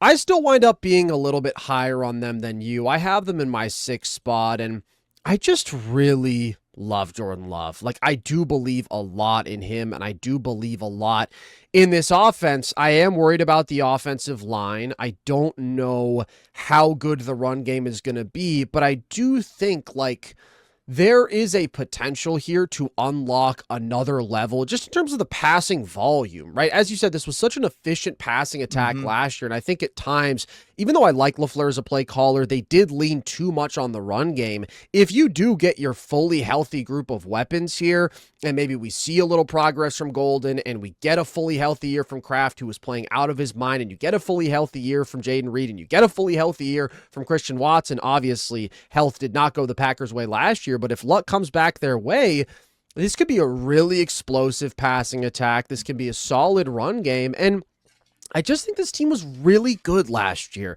They were really good before all of their best players exploded. Like, they were 9-3-1. They were a pretty elite offense. They were quite a good defense before Micah got hurt. They weren't an elite defense, but they were like top 10 level. And then he got hurt and they just absolutely fell off a cliff. And all of a sudden they're allowing, 41 and they're just getting shredded 31 to the Bears in the playoffs. So Micah is shooting for a midseason return. I hope he's the same. That's going to determine their ceiling. He's one of the handful of best defensive players in football. And so without him, I think this is a very uninspiring defense. But when he's on the field, I think the defense should be good. Without him, I don't care for that interior defensive line. And I do Hargrave, think there's not a great Zaire Franklin, not really moving the needle. Not moved by that addition either. I agree. I'm not loving it. It's a lot of pressure to put on Parsons to you got to get back and do you got to change the world. Even though I do it's Cooper. a lot on Micah and the safeties. Exactly. It's like Micah and the safeties, you guys need to carry this unit, which is possible. I think it should be a pretty good defense. Like, I do believe in Micah singularly that much. Maybe they miss Jeff Hafley some. We'll see. But I'm concerned about the offensive line. I'm concerned about the Micah injury. That's where I'm not going to put the Packers in the sort of elite preseason conversations that I was last year. But again, I do think they were really unlucky. And I do think the path of them being a top-tier offense and a good defense is right there.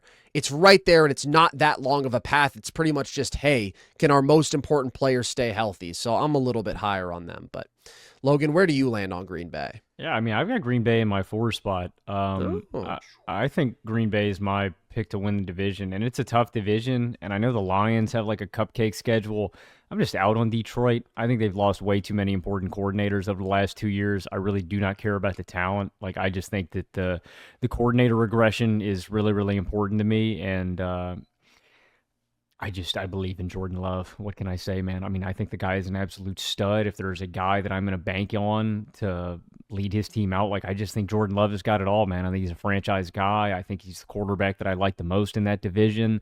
Caleb's got loads of potential, and the Bears, I think, are going to be really good. They're the number 2 team in the NFC North to me, but the Packers are still just the most well-rounded team, and like you're mentioning, Carson, they have been brutalized by injury, and so I don't want to beat a dead horse. We've been talking a lot about injuries today, but I do think that's what it comes down to with Green Bay. And again, I always come back to this. We talk about previews for NFL teams.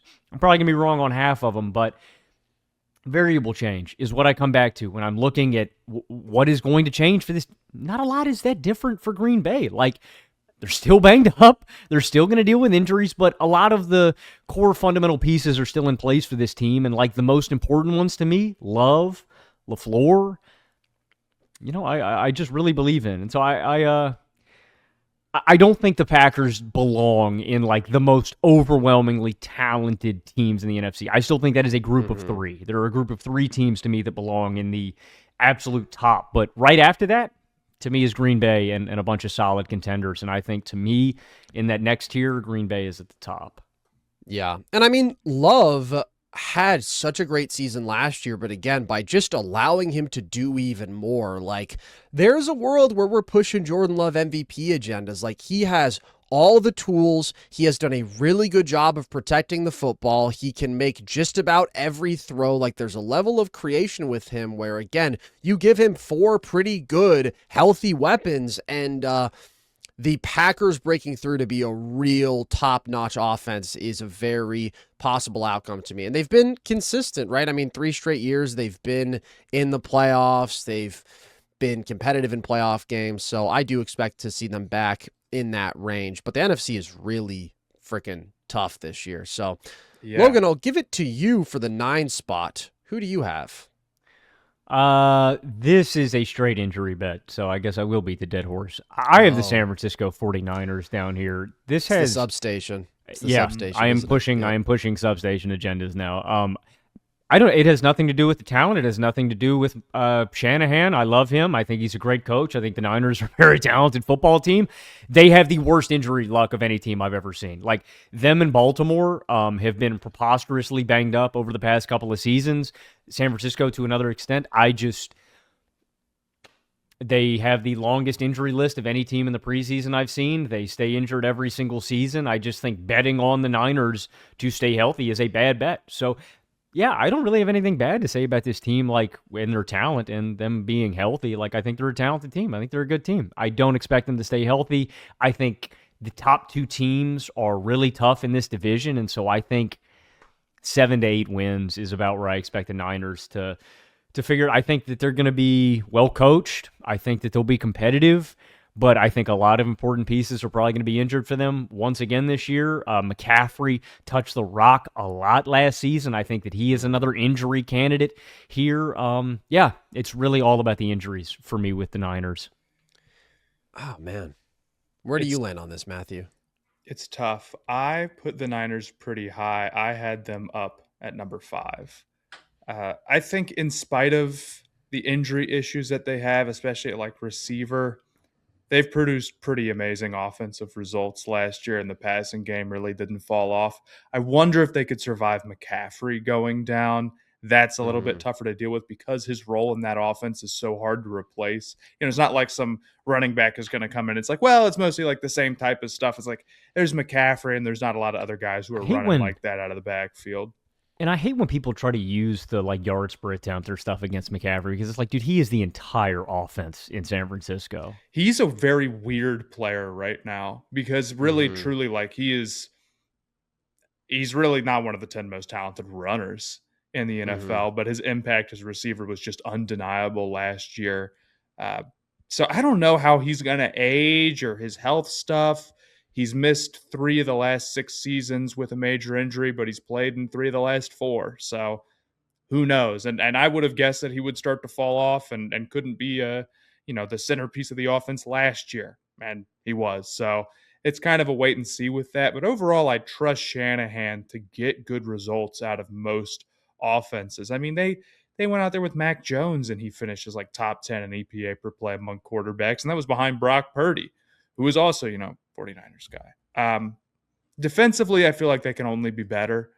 I still worry about like Bosa and his health. He's always been injury prone, and Warner coming back from a really big injury, and he's 30. So who knows? But those two guys are like centerpiece of the defense level. And if they're 100%, the path to them being a top 10 defense is easy to see. It's harder to throw in the middle of the field towards Warner versus any other linebacker in the NFL when he's 100%. And Bosa is a tier 1 or like tier 2, however you want to put it. He's a build the pass rush around him type of guy. Yeah, I agree. And I land between you guys. I have the Niners at number 7, but if you wanted to argue them way up high, I would hear the case because best case scenario, all the talent is on the field. Like they're obviously capable of that. I mean, this is a team that last year, while getting decimated by injuries, won 12 games and won a playoff game. And then there came a point where it was like, all right, they just can't even be competitive against the Seahawks because the talent gap is just so vast. But I thought it was the best overall coaching job I've ever seen in a season. I thought what Shanahan and Saleh did was incredible. You lose Saleh, of course, but like Shanahan is the sauce, man. He is the magic that makes this operation go. I do believe he is the most important component in the Niners offenses being as good as they've been over the years. I mean, CMC is amazing, but we've seen weapons come and go. We've seen quarterbacks come and go, and the results have remained surprisingly and really impressively consistent. So you give Shanahan his toys, and it's easy to see this being an awesome offense. Like last year, think about all the injuries they had. Purdy missing half the year, Kittle missing 6 games, Juwan Jennings, he's gone now, but he missed some time. Like they still were 5th in yards and 5th in points per drive. That's really impressive. And so Shanahan being goated, CMC being goated, the offensive line looking pretty good, having good weapons. Obviously, injuries are a concern. Slick Ricky Pearsall, already missing the entire year. That sucks. Kittle looking to come back from a torn Achilles by week 1 seems ambitious to me, but I mean, he should at least play this season. You never know Right. when a tight end on the wrong side of 30 is coming back from an Achilles, but like, he's a stud when he's on the field. He has been. Even like, I mean, Mike Evans is dealing with like a leg strain. Christian Kirk is, it's the substation. None of these guys are fully healthy. Pearsall's already out. That sucks too. I think he was going to have a big year. I don't know. Sucks. I guess my optimistic argument would be the two big swing guys for me are Bosa and Warner. Those are the dudes where it's like the offense, we got options no matter what, but defensively you can't make it work without those two. And there's been plenty of years in the past where they've stayed healthy and had a great defense because those guys are the centerpiece. So clearly it's not like some impossible mountain to overcome, but it probably only gets more difficult with age. And obviously there's questions about how good they'll be coming off of major injuries For as well. sure. And then the other thing I question about the defense is how significant the loss of Saleh is, because like this was a team that 2 years ago was a bottom tier defense, and then Saleh got them to be respectable, even in spite of the fact that they didn't have their two defensive superstars. They had like maybe the worst pass rushing personnel, and they're just finding late round young dudes and like putting it together to where they could be solid on that end. And again, when you don't have Saleh, like, I don't know, Raheem Morris I think is solid, but I do have a lot of respect for Saleh as the DC, especially with the Niners. He just seems to get bonus points when he's in that organization. But it's like what they've been able to achieve in spite of injuries. It's hard to fully buy the Niners when dudes are just constantly dropping like flies, but doing what they did last year, winning 12 games, winning a playoff game with a bunch of offensive injuries, with Bosa and Warner playing a combined 9 games, like, you get those two back and fully healthy, and I completely agree with you, Matthew. They're the most important part of the equation. We've seen the Niners produce high-level offenses, again, with different quarterbacks and different weapons, and at times not great offensive lines, but like, if all those dudes can stay on the field, I think the offense can be awesome, but it's really the defense that is going to be the swing factor for the ceiling of this team. I don't like the pass rush outside Bosa. I don't really like the secondary, so I don't expect that much from the defense. And then the schedule is tough. The division is very stacked. And so when I put together the concerns about the schedule and the health, this is where I land with them at 7. But like best case scenario, their ceiling is super high. If you want to make the case for them in the top 4, I think it's actually a pretty easy case to make. I agree. All right. So in my 9 spot, I have the Dallas Cowboys. This is a team that I think is going to be a powerhouse offensively. I love how this offense looks on paper. I'm a huge Dak Prescott believer. I think that Pickens' CD is an absolutely filthy 1-2 punch, maybe the best 1-2 punch in terms of receivers in the NFL. I think Javonte Williams had a really good season. I think the offensive line looks solid. Like, I just think this offense is going to be awesome. The question is, how much can the defense improve from being one of the worst in the NFL? And I think it's going to improve. Like, I think it's going to be really cool to see Caleb Downs in this defense, a full season of Quinnen Williams alongside Kenny Clark. Honestly, I think removing Eberflus is just a win for the defense. Like, the talent is there for them to be a decent defensive team, but the bar in the NFC is just really high. I mean, I think there's like 9 really good teams on paper in this conference. And so with the mountain they do still have to climb defensively, coming from being, I mean, really a disaster pretty much across the board defensively, I just worry that they're still probably going to be a mediocre defense. And so I like the offense a lot, but I look at the teams in my 5 through 8 spots, and I love all of those offenses. Like, there's just a lot of high-powered offenses in the NFC, and so it is still the defensive concerns that keep the Cowboys a little bit lower for me. I got defensive concerns about them, but I got defensive concerns about a lot of teams in this range.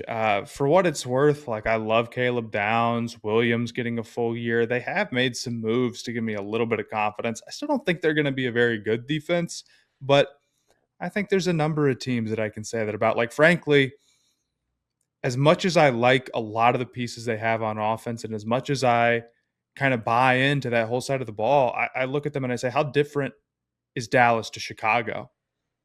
Mm-hmm. I don't think Chicago is some significant step above them, but Chicago has like they have a lot of hype right now.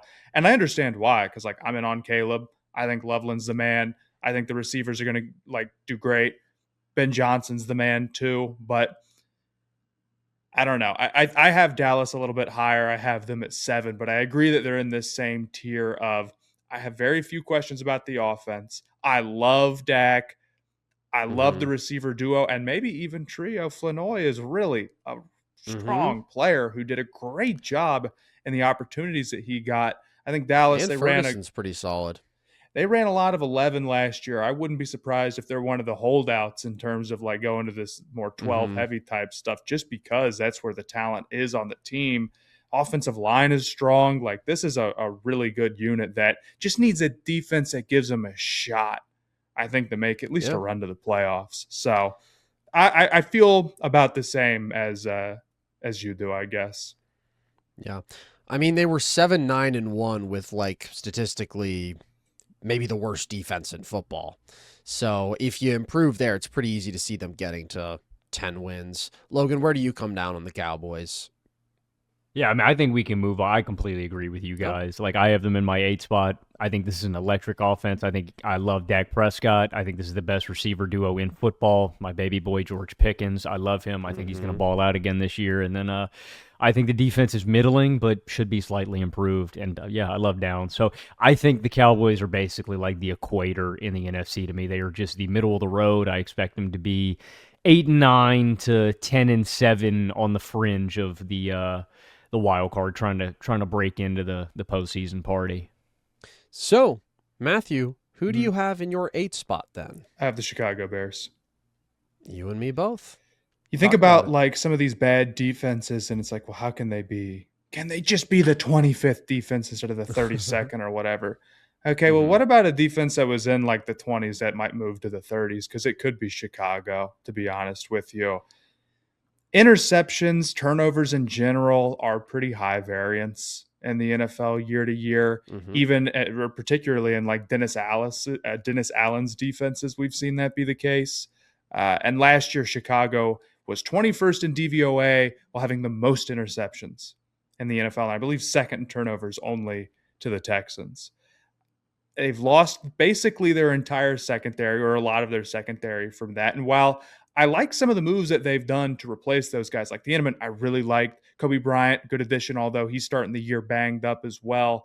I just wonder if we're going to see a year where this like super blitz heavy stuff just doesn't produce the interception results that it did last year. They don't get the breaks on that. And the defense that hasn't added a ton else outside of that takes a step back instead of a step forward. And even if Chicago's offense is, top 5 and takes that next step, which I buy into, I'm very in on the offense. I don't have much negative to say about that. I wonder if they could be the team that kind of looks like how Dallas did last year, where the defense is really bad, the offense is awesome, but they just don't win a handful of late games, and they end up with like 8 or 9 wins. Yeah, I think that we are pretty much aligned on Chicago. Like, I get why there's so much hype. It was a magical season last year throughout, and you have the franchise quarterback and the number 1 pick and the guy who we called a generational talent, and it's starting to come together, and it's a franchise that has been suffering for so long, and it just makes total sense that there's so much buzz. They won a playoff game in like some of the most miraculous fashion you'll ever see, and then they played in another thriller, and it just feels like the quarterback coach pairing, for so many reasons, this is like a team on the rise, if not, I think some would say the team on the rise in the NFC. I do think the offense is going to be sick, but I really worry about the defense. And this is where I completely agree with you. I don't put the Bears and Cowboys in different categories at all. In fact, I think they fall into the exact same group of, yeah, the offense is going to be awesome, but I really worry about the defense. This was a team that last year, forced timely turnovers, forced a ton of turnovers, but as you're saying, there is nothing that is more high variance year to year than your ability to force takeaways. The pass rush was really weak. The run defense was really weak, like just bottom of the league in both categories, and I don't see improvement on this defense. Like, I think that was the path to the Bears becoming a contender that I really believed in, because it's like last year, yes, they won a playoff game, they won 11 games, but there was so much late game heroics and things that aren't necessarily sustainable, but it's like, yeah, the foundation is there where if they can put together a serious defense, they can become a powerhouse. I just don't think they did anything to put together a serious defense. And then the schedule is tough. The division is brutal. Like, they're going to play 6 games, I believe, against really good teams within their division. And so those are all the concerns I have about Chicago. You can say maybe there's a world where none of this matters because Caleb takes the leap and all of a sudden he is looking the best guys in the league eye to eye, and Luther Burden explodes, or Rome or Loveland. Like, there's so much young talent in this offense with such a brilliant offensive mind and a great offensive line. But I do feel like the clutch factor with the Bears just covered up some real flaws that they had as a team last year. And even though I'm a Caleb believer, I think maybe the pendulum has swung a bit too far with him, where I felt like people were too critical of him after his rookie year and early in his sophomore year. And now it seems like everybody has just declared, oh, he's made it. He's top 10. He's better than Jordan Love, whatever, which I just disagree with. I just don't think Caleb is consistent enough, accurate enough. People just turn to raw numbers on Pro Football Reference. They turn to playoff results individually, what quarterback won the game. Like, it kind of baffles me. Like, I don't think people remember. Like, Caleb was not nearly as consistent as like game to game. What I mean, like, obviously he had super high highs, and he had maybe the greatest football play I've ever watched in the playoff. Yeah. Like, the hype is warranted, and I think Caleb is inevitably going to be a top 3 quarterback in football one day. It's just like, I do agree, man. I think people are a little, and maybe it could be this season. I'm not even writing that off. I just think to say it right now based off what we saw last year is a little bit, it's a little bit too soon for me with Caleb. I agree. I mean, obviously the physical talent is one of the greatest that we've ever seen. I think he's an above average NFL quarterback. I think we should expect him to improve. It's just not a given to me that at this moment in time he's just going to ascend, or I don't think he's already ascended as far as some people seem to. So just in terms of, like, again, some of the consistency of the pocket presence and the accuracy and the timing, like, I mean, you know, is the most cliche shit ever, whatever, people saying, oh, he makes the easy stuff look hard and the hard stuff look easy. Like, there's some truth to that, and we'll see how much of that he can get ironed out. But I look at this team on paper, and I think in a really tough division, they're probably the weakest, just because I believe in the defense the least out of all of them. And I think there's a lot of good offenses in the NFC North. Yeah, it really comes down to them and the Packers for me. It's going to be somebody, though, but it's tough. And I guess the Lions, too. I mean, that's who I have at 6, if you guys want to get into it with Detroit. Please. I mean, the big issue with them, okay, it's easy to buy into the offense. Even last year, they were still pretty good. We know what Goff is. They have good weapons. Maybe you're buying into like a Tesla breakout as like a contested catch guy, as a number 3 dude there. But regardless, like, you're getting Laporta back. They invested in the offensive line, although now Cade Mays is looking to be out for the first half of the season, which is a really tough break. And Blake Miller, even though he got a lot of burn in college, I think he started like 53 games. It's just a big ask for him to come in and immediately be like super impactful at tackle. It can take those guys time, even when they are really good. So between that and like Petzing as a hire, fair to have questions, but I still feel good overall. Defensively, I can get into the defensive line. I think if they're healthy at tackle, particularly, they're really strong. And obviously you have Hutchinson and you have Jack Campbell. But the secondary is just really, really hard to get past. I mean, Kirby Joseph and Brian Branch are 2 guys who, you know, any given year are fighting to be the best at their position. And if you're rolling into the season with Kirby Joseph having like his weird and consistent knee injury and Brian Branch being out, it's just tough to imagine between that and their problems at corner that they're going to be able to hold up in these shootout games, especially when it's like, man, we got to play the Packers twice. We got to play the Bears twice. They have a lot of teams that are really going to be able to test them in that way on the schedule. So I still have them at 6 because I believe in some of the core pieces on defense. But, man, I feel like you could say that about the Cowboys if you want, or maybe you could say that about the Bears, or maybe you could say that about the Packers too. There are a lot of teams that fit this role in one way or another in this part of the rankings in the NFC. Yeah. I think it really comes down to the health of those two safeties. Like, if they don't get healthy, I think that this team probably should be like ninth, because I think so much of their defensive success is just like fully contingent upon those dudes being on the field. Like, and they're big injuries. I mean, you're talking about an Achilles and like what seems to be maybe a chronic knee injury at this point with Kirby Joseph, where the guy missed 2/3 of last season and he's still out at this point.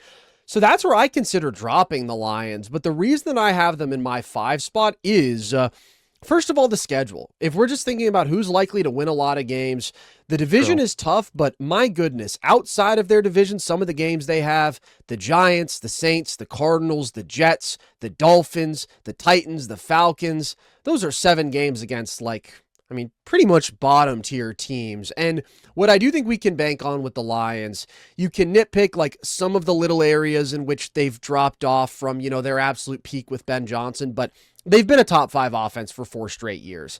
And it feels like we should lock them into being close to that again. Like, again, we can talk about maybe some of the shortcomings of Jared Goff as an upper echelon quarterback when it comes to obviously just the athletic limitations and not being able to create out of structure and all that. But like in terms of just production efficiency year after year, he is going to put up numbers in this offense. Jahmyr Gibbs, monster. Amon-Ra, Jameson Williams, Sam Laporta.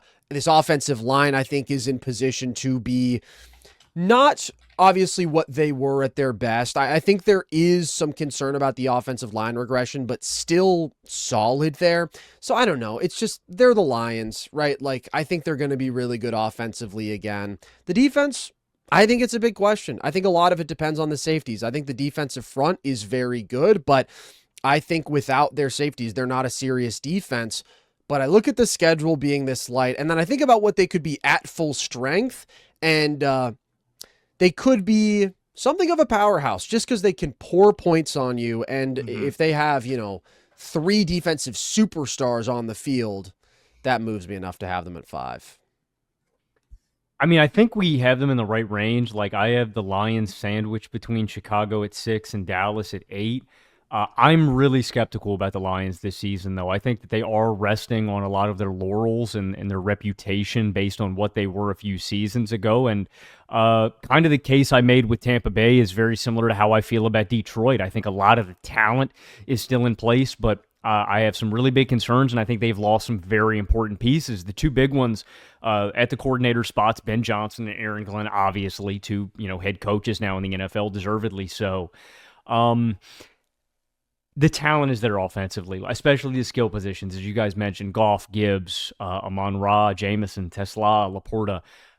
I'm skeptical about the offensive line. I think this is an offensive line that has been rebuilding over the past 2 seasons. This was the best offensive line in football. That is why this team was a powerhouse, a superpower, in my opinion, more so than anything else, even the coordinators.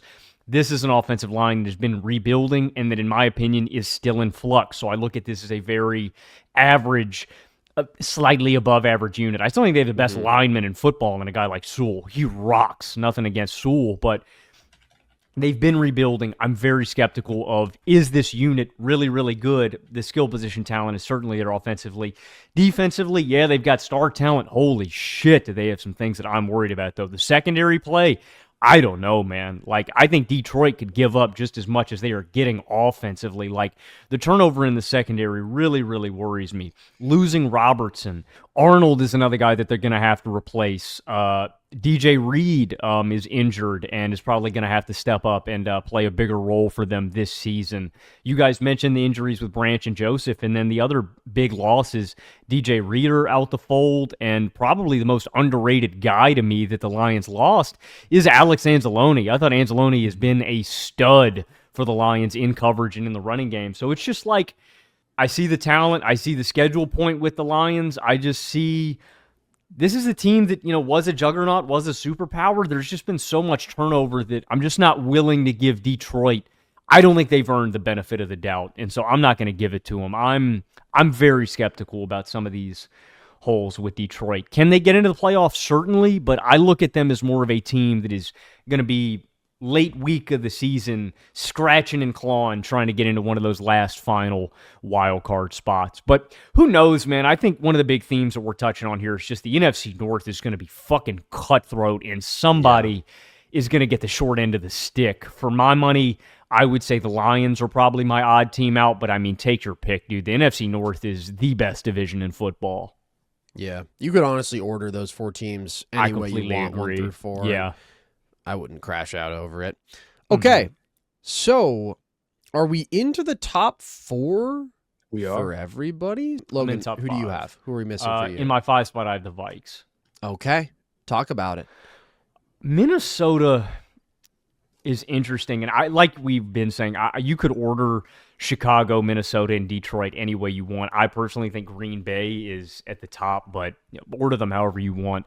The reason that I go Minnesota over Chicago and Detroit very slightly, Minnesota's 1 spot ahead of Chicago, 2 spots ahead of Detroit for me.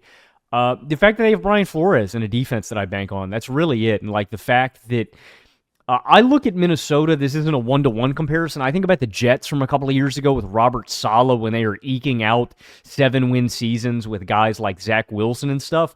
This is a defense that has had a lot of continuity and holdover from the past few seasons with Flores. Elite defense, elite defensive personnel, elite defensive schemer and play caller.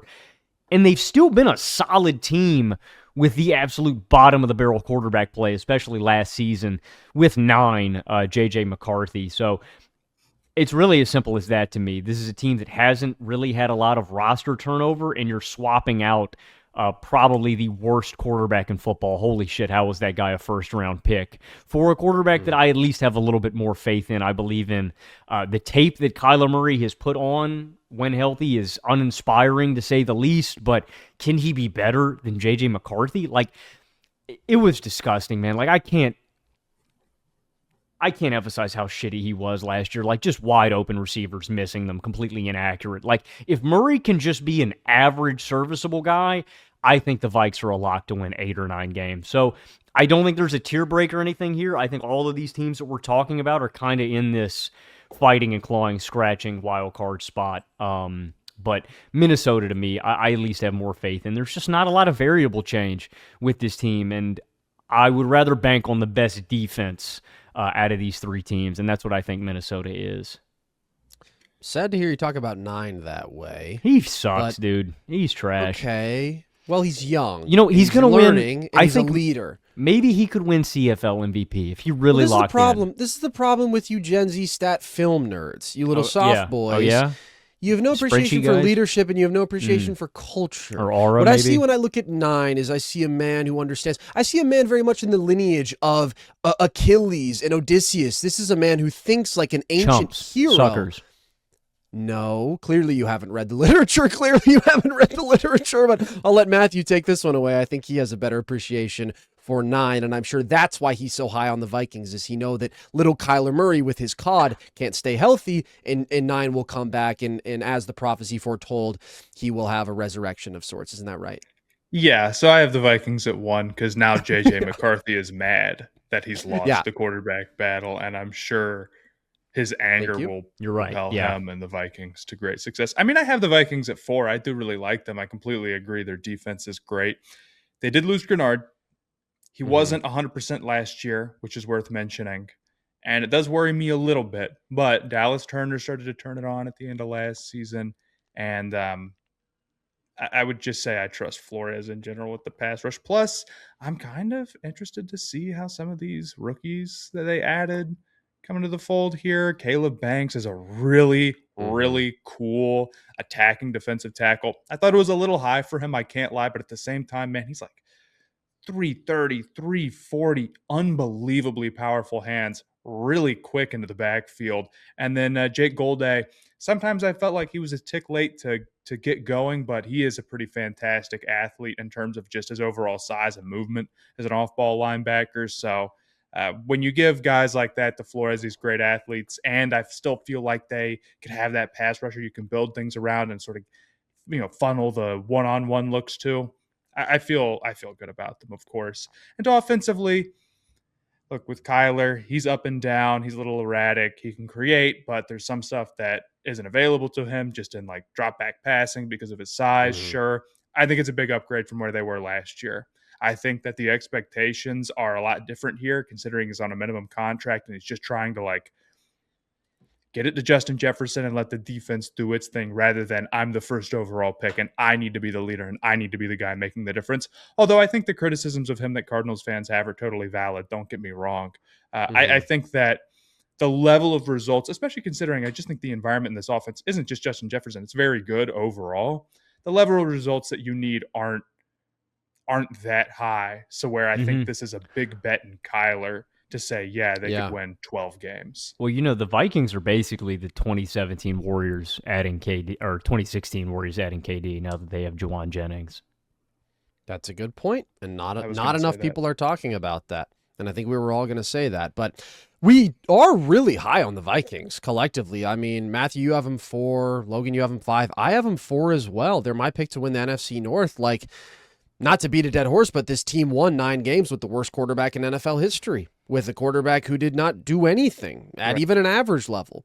They were bottom 4 in passing yards and net yards per attempt, and they had the most interceptions in the NFL, and they were dead last in third down conversion rate, and he was erratic in the pocket, and his accuracy was bad, and his arm talent is below average, and in spite of all that, they had a winning record. So I am in on Kyler here having something of a resurgence, but what I'm really in on is them getting an actual starting caliber quarterback on the cheapest possible deal and marrying him with KOC and Jettis and Jordan Addison and Juwan Jennings and TJ Hawkinson. Like, I'm just a big believer in that altogether. It's not that Kyler is like the most seamless, intuitive fit into the sort of offenses that KOC typically runs, but I do think his running ability is going to be a major addition here. This run game was decent last year, and I think Kyler's only going to enhance that. And so even though, yes, he is not a high-level drop-back pocket passer, what he does have in terms of the mobility and the creation and still being, I mean, just another level up from JJ as a processor and arm talent and everything. Like, I think this offense is going to be pretty good. I also think the offensive line should actually be pretty good, presuming health, especially for Darisaw. That's the big one. But I think the offensive line should be better than last year. And so I just think there's a bunch of reasons to think like this Vikings offense is going to take about as big a leap as any. Not to say they're going to be an elite offense, but they're going to go from a really shitty offense to, I think, a pretty good one. And then they've got maybe the best defensive coordinator in football. I'm honestly pretty amazed that they were able to keep Brian Flores. I think he is brilliant, and that's where I'm not as concerned about the loss of a guy like Grenard. Like, it matters, obviously. You need bodies who can rush the passer, and they're maybe looking a little bit thinner up front, losing Jonathan Allen and Hargrave too. Not that, Hargrave had a super inspiring season, but they do bring in Caleb Banks, as you mentioned, Sponhour. That's exciting. And like, Flores has just churned out elite defense after elite defense here. Like, they were 5th in yards per drive allowed last year, 4th in points per drive allowed. They are going to get after you in the most creative and demonic ways ever. And so I just think all the pieces were in place for this team to be awesome last year, except for quarterback. And Kyler is solid. Like, I don't think that Kyler is some lost cause. I understand if you're worried about the availability with him, but I do think he is a talented quarterback who is about to be dropped into a really good situation, and the offense isn't going to be the strength of this team. It's going to be the defense. So I do view them as one of the more compelling two-way teams in football, especially in the NFC. I'm in on the Vikes, and we all seem to be. But we are all going to have the same 3 teams in a group of their own. We'll see what the order is. Matthew, who is your number 3 team in the NFC?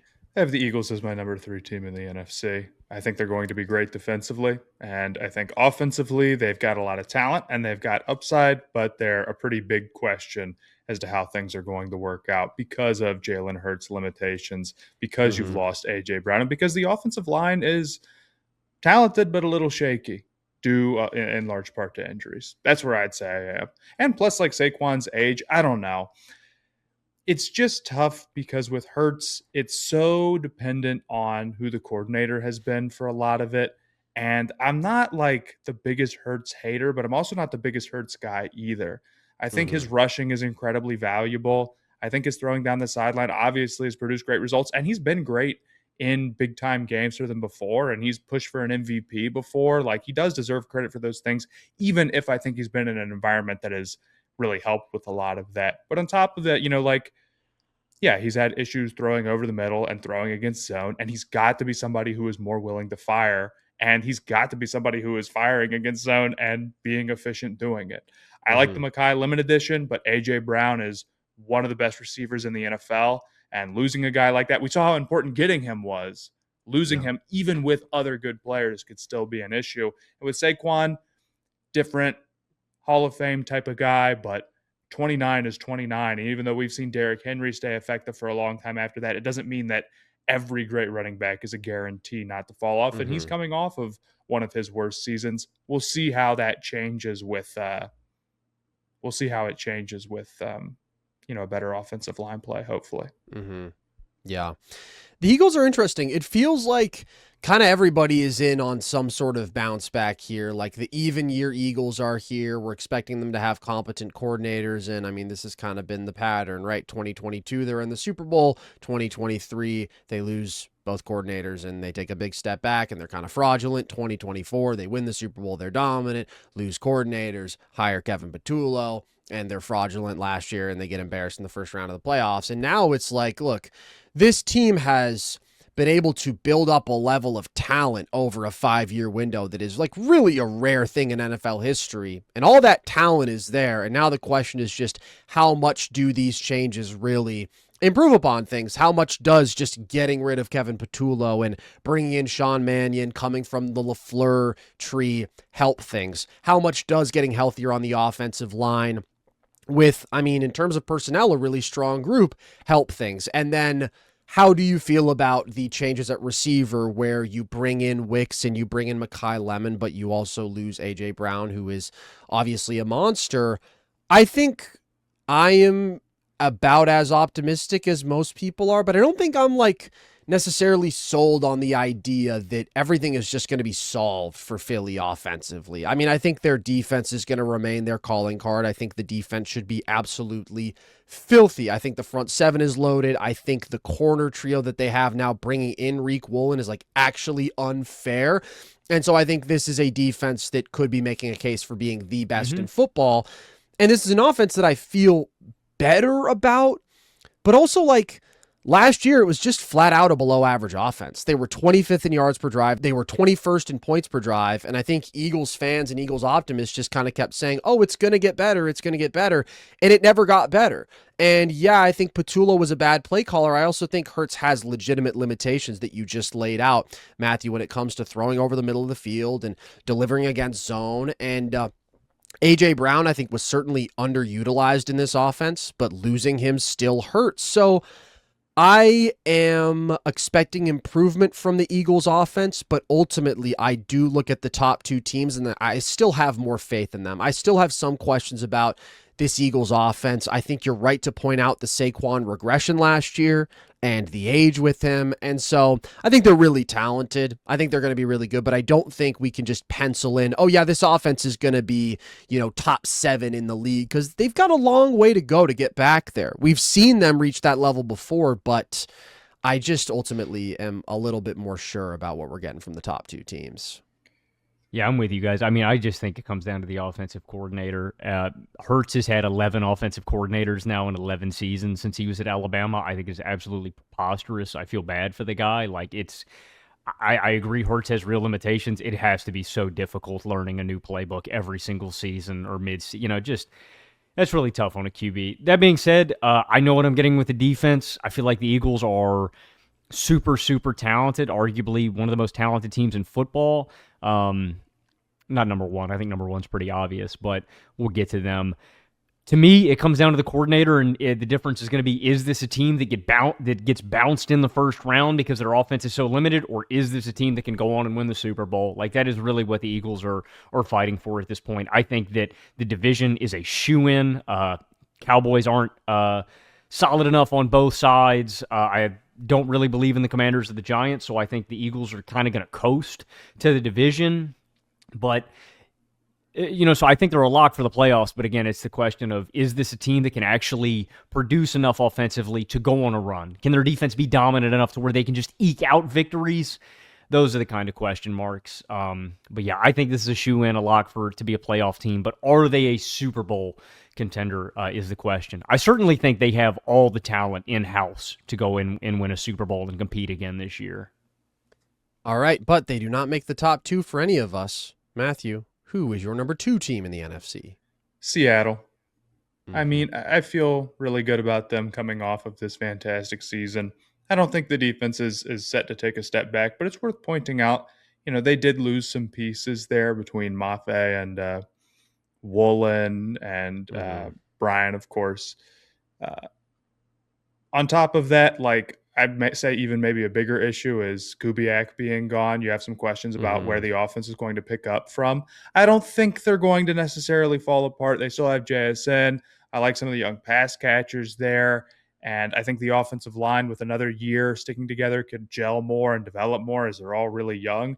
But it would be foolish to say that losing a play caller like that can't hurt an offense when we've seen it happen so many times in the past. On top of that, the Rams also added Myles Garrett if we just want to, get to what we're really getting at here. And that makes them a little tough to stay ahead of, I'm afraid, in the rankings. So I think Seattle is still a huge threat, of course, but they did lose a handful of pieces, K9 as well. And I like Price a lot.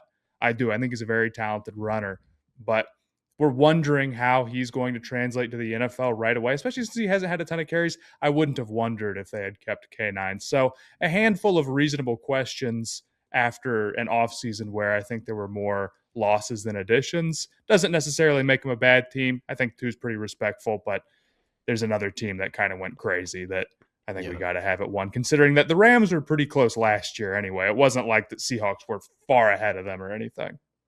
I mean, their 3 games head-to-head were decided by 2 points? 3 points? Yeah. It was just heavyweight battles, and now one of those heavyweights just, I don't know, fucking started taking steroids, just injecting it right into the rear. So I do agree that the Seahawks belong at number 2, but, I mean, credit to them. This is a strong Super Bowl champion that we saw last year. They were incredibly convincing and dominant against everybody other than the Rams. So I think this defense that was historic last year should be elite again.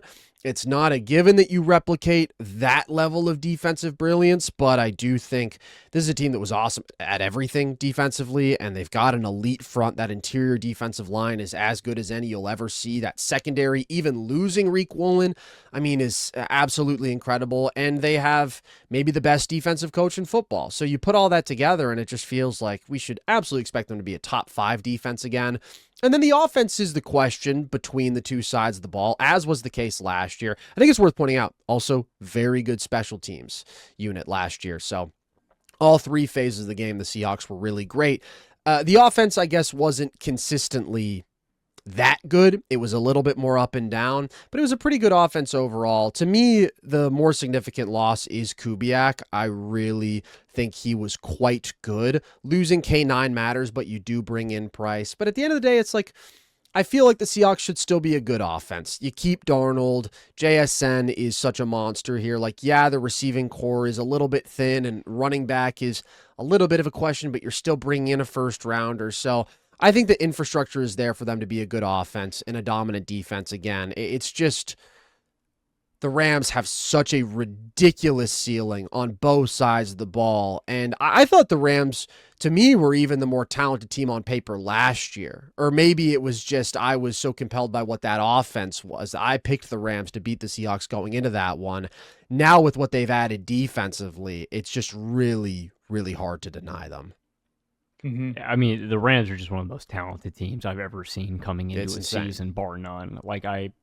That's not facetious whatsoever. The Seahawks are still very, very talented. I love this young offensive line, like Charles Cross and Gray Zabel on the left side. I think those guys are studs. The big loss is Kubiak to me. That's really all I'm monitoring. I really trust McDonald defensively with the talent they have in-house. Byron Murphy is just one of the best D linemen in the sport. This is one of the most elite D lines in football. They did lose some in the secondary. They're still solid on that end. Like I said, I trust McDonald. This guy's one of the most buttoned up. Like, his defense is going to execute, and there's not a ton of turnover there that really makes me think that they're going to fall off a cliff. It really is offensively. Just how great is the offense? I'm a little bit more skeptical. They're certainly talented, but the K9 loss, the Kubiak loss, like, it does make a difference to me. And why Clint Kubiak wanted to go to the Raiders, I do not know, man. I would have just stayed in Seattle and, ran it back. But I think Seattle's going to be very, very good. But the offense, again, kind of similar to Philadelphia, I think is going to determine, is this a Super Bowl contender once again this year, or are they just a very solid playoff team? That being said, Seattle's still very, very talented and I think deserving of the 2 spot. But yeah, I think the Rams, I don't know. Is that preposterous? Like, can you guys remember? I think they might be the most talented team on paper ever. I agree. The way I feel about the Rams this year are kind of like how I feel about like the Warriors back in 2017. I mean that. Like, I think that I've never come into a season and had this overwhelming a Super Bowl favorite ever in my history of watching and enjoying football. Yeah, I think that's a reasonable thing to say. I mean, you think about like the most talented teams ever, and you think of the 90s Cowboys at their best. You think of like the 89 Niners. You think of, honestly, the 2024 Eagles, like these teams that are just preposterously stacked across the board. But what the Rams have, I mean, it really might be the craziest combination of talent that we've ever seen, especially when it comes to just like superstars and starters. Like, if they stay healthy, expectations for them should be as high as any team ever. And if Stafford and Devontae are the same as they were last year, if age and injuries don't get to them, like, this team just checks every box at a preposterous level where they have a brilliant coach. They have an awesome quarterback, the reigning MVP. They have a really good offensive line. They have awesome running backs. They have a ridiculous receiving duo. They have a deep tight end group. They have a ridiculous pass rush that was already awesome, and now they added like maybe the actual GOAT defensively, a secondary that last year was the question for this team. They have now bolstered in a ridiculous way, adding multiple studs. Like, I just couldn't pick anybody else on paper. Like, something is going to have to go wrong for this Rams team. Something that maybe we can't foresee is going to have to fall off, because if they just keep going business as usual, if they're the team they were last year, but now they have the dudes who they added this offseason, now they have Myles Garrett, and now they have McDuffie, and now they have Jalen Watson, like, they just feel like they could be almost unbeatable. Yeah, I think on paper they're one of the best teams that I've ever seen as well. What's interesting is by Super Bowl odds, they're plus 550 right now, which does not feel like that likely. And I went and I checked and I'm like, okay, well, where does that stack up? And it's not like particularly crazy for a Super Bowl favorite to be that heavy. The Patriots, and just in the last 10 years, the Patriots were ahead of that a couple of times. And the Chiefs were ahead of that a couple of times. And I believe the Eagles were as well. One of the years that they came off of the Super Bowl or the year prior. So it's not like, it's probably the injuries. That's what I started to ask myself, because I could sit up here and tell you, it's like, okay, the Rams almost won the NFC Championship game last year and likely would have beaten the Patriots in the Super Bowl. And they went and solved their biggest issue by adding Trent McDuffie and Jalen Watson at corner. And then on top of that, they went and added Myles Garrett. And Myles Garrett gets pressure quicker than anybody. And he also set the sacks record last year and is the Defensive Player of the Year and the best player in football. And they have the MVP on the other side. And Sean McVay is a great play caller. And Puka could have won Offensive Player of the Year, and the offensive line is stacked. And they had the best run game. Right. Yeah. But so, like, the question that we should be asking is like, okay, well, then why aren't they plus 200? You know, I'm not even saying that like they have to be, you know, minus 500. Right. It's completely over. But like, why aren't they the heaviest favorites we've seen in the last decade instead of like fourth or fifth? Health is the only thing I can come up with. And my thought is this. Puka obviously has his issues. Adams is really old and has hamstring issues. So, okay, you can see it at receiver.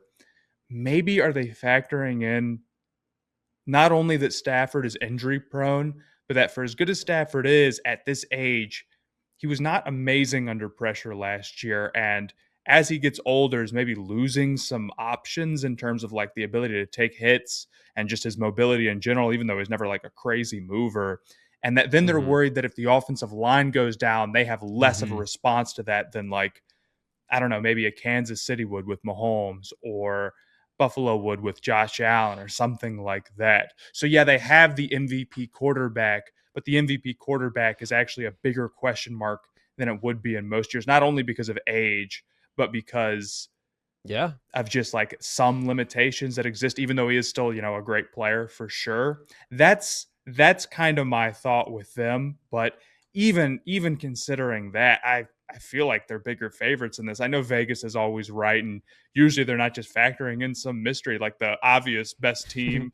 I actually think that they should be even bigger favorites. I know that's like a dumb take. I know it is. No, don't say that. Man, it really feels like that. Okay, then I won't. No, I think it's a logically sound take.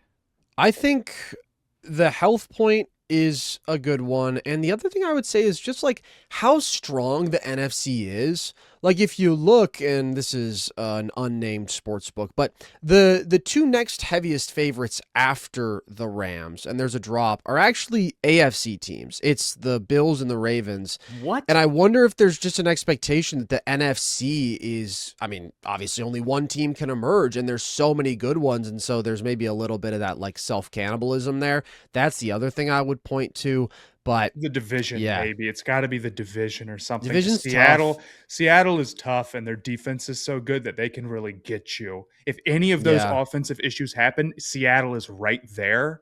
And it's not like it would be better if it was the other way around. You know what I mean? Whereas if you were worried about the defense getting banged up more than anything, because you feel like you could survive that against, I don't know, like a Seattle offense that we still have questions about or we don't think is like totally dominant. Maybe that's the angle. I think the AFC is pretty wide open too, though, to be honest with you. I mean, go through and like count the number of teams that would be disappointed by not making like a serious push in the AFC. It's like a lot of teams, man. Even if you have a couple that you really don't like, I mean, I would say 8 or so teams you could make a real argument for being disappointed by not winning a divisional round game, by not making the championship game. I mean, maybe the take here is just kind of looking like a strong top half of the league going into the season. I don't know. It's kind of like I feel like there's a lot of teams that are probably going to be good, especially in the NFC. But I do think the Rams are ridiculous. And I do think you're right about their MVP actually being one of the bigger questions on the team. Like, I think flat out, he's the third most valuable player on this team. Like, I'm not saying best. I think best, there's an argument that he's maybe even lower than that. But if you're saying like, all right, does this team drop off by more if they lose Myles Garrett, Puka Nacua, or Matthew Stafford? I think Stafford is the most replaceable of that bunch just because the other two are such like nuclear talents. So it's crazy. It is absolutely ridiculous what Stafford, this team has on paper. To be fair, Stafford, for as injury prone as he's been, and there's been all that talk, especially last offseason, has not actually missed that much time over the last 3 seasons. That was a lot of the skepticism last year was his theoretical back injury heading into the season, and then it didn't matter at all.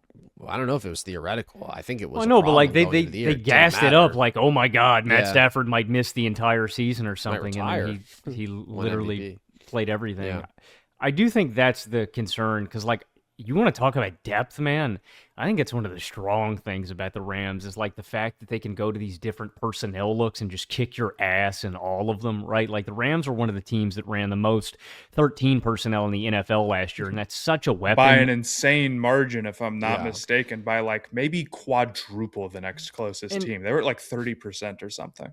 Just what that does for your team flexibility-wise, like the personnel groupings that other teams have to go into to counter that look, the fact that you can even go to these like 22 looks and you can have Puka and Devontae and 2 tight ends on the field, the fact that beyond Kyron Williams, like you got a guy in Blake Corum that I think's a stud and can fill it up for you, like skill position-wise, the Rams are loaded. I do agree with you guys, though. The fundamental thing to me and what's going to determine if the Rams win the Super Bowl or not is the offensive line availability and health and Stafford's ability and their team ability to mitigate pressure and how that affects Stafford.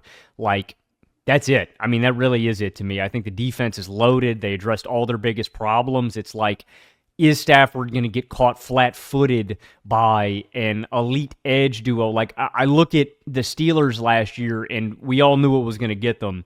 It was Rodgers can't move in the pocket, right? You go up against a team that has monstrous, a pressure like that. If they ran into Houston, if they ran into the Chargers, if they ran into Denver, any of those teams were going to eat them alive. It's like, I think you have to have that to get the Rams. I think if you have an elite, a team that can put pressure like the Eagles, I think could get them. I think you have to have that recipe to get the Rams. That's what is going to stop them. But they are a comically loaded and talented football team. I think that I couldn't predict them to win less than 13 games. I think 13 is like the minimum I would go. 13 or 14. They are stupid loaded. Yeah. I do think the one other thing that could be a problem for them is if Devontae or Puka get hurt, because I do think at wide receiver they are thin. Yes, they are phenomenal out of 13 personnel and they love it, but like getting into Whittington and Mumpfield, like it does get thin at receiver. Now, again, you have two absolute mega studs and a brilliant run game and all this awesome stuff. But if we are trying to find, what is the possible vulnerability for this super team, I think that is one worth noting. But it's going to be so fun to watch, man. I'm so excited for Myles Garrett. I really want him to win a Super Bowl. He could not really be making a bigger upgrade in terms of his situation. So shout out to him. R.I.P. Bladen Kirk. Can I ask you a question? Please. How do you think the Bills are going to be? I think we're going to be really good and probably break my heart in some way or another. That's about right. I just still don't think the defense is good enough for me to expect us to win the Super Bowl. They're going to be more aggressive. Their issues are still their same issues, I fear. Yeah. I like the idea of more aggression. I mean, I like Jimbo coming in as the hire, but I didn't care for us just going with Joe Brady and keeping Bean. I thought all that stuff was too passive, and I do think to some extent it's just personnel. I just don't know if we're going to win the Super Bowl until we get an edge who actually can break games, big games, and we've just never been close to that. We could win the AFC maybe, but Ravens look fucking incredible on paper. Think, I know we just brought up the Bills. Do you guys think the Rams could be the best offense and defense in football? Oh, yeah, they got the chance to. I mean, they're the best offense last year, so they're bringing back best offense is easy. Best defense, I mean, dude, Myles Garrett is so good. It's insane. I know. Yeah. I literally, I think they could be. I think they could be the best. Like, that's just, it's unreal to think about. Myles Garrett's one of the best players ever. I mean, he's probably a top 3 pass rusher ever. Like Bruce Smith, Reggie White. I'm trying not to jinx him, but he's 75 sacks off the all-time record, and a lot of these guys don't really lose steam in their early 30s at all. I mean, he could really get that thing. He really could, dude. I mean, how great he looked last season. Like, you think about a guy in his draft class. Like, I love TJ. There's a gap now. Like, they came out the same year. Myles is still feeling like he's on like this, trajectory where TJ's losing a bit of a step. He's unfathomably great. I'm so excited for the guy, man. Yeah. It's going to be sick. Best offense and best defense. That's some rare company. I believe the 96 Packers did that. Not many other teams, but they were an absolute fucking wagon. So we'll see if they can live up to the hype. Matthew, you always live up to the hype, don't you? Is there anything else you want to say before we let you go? Do you have any little treats for us? You've always got something cooking up. I say Matthew's coming on, so get ready for this show to go off the fucking rails, boys. I really tried for a treat this time for sure, and what I thought of was running backs with the most yards who wore a number in the 40s. That was my idea, but I couldn't find the actual statistic for it, so I have no trivia because I just don't care. Man. I just don't care at all, I guess. I get it. Well, I mean, listen, you've been in this game a long time now, and you are, let's face it, winding down. You're looking to the twilight of your career, and we can't expect you to come in. One of the greats. Jersey's going to be in the rafters, but are we reaching the point where people start saying, he can't come up with the trivia treat? Is it time? I mean, are we ready to have this conversation about Matthew Sponhour? I don't know. Are we ready to have a trivia treat conversation? Don't start that dialogue just yet. Does Unk still have it? One more chance. Does Unk still have his fastball? I'll give you another chance next time. Well, actually, we didn't give you like any heads up. We asked you if you could come on the show yesterday, so you know what? Consider it wiped from the resume.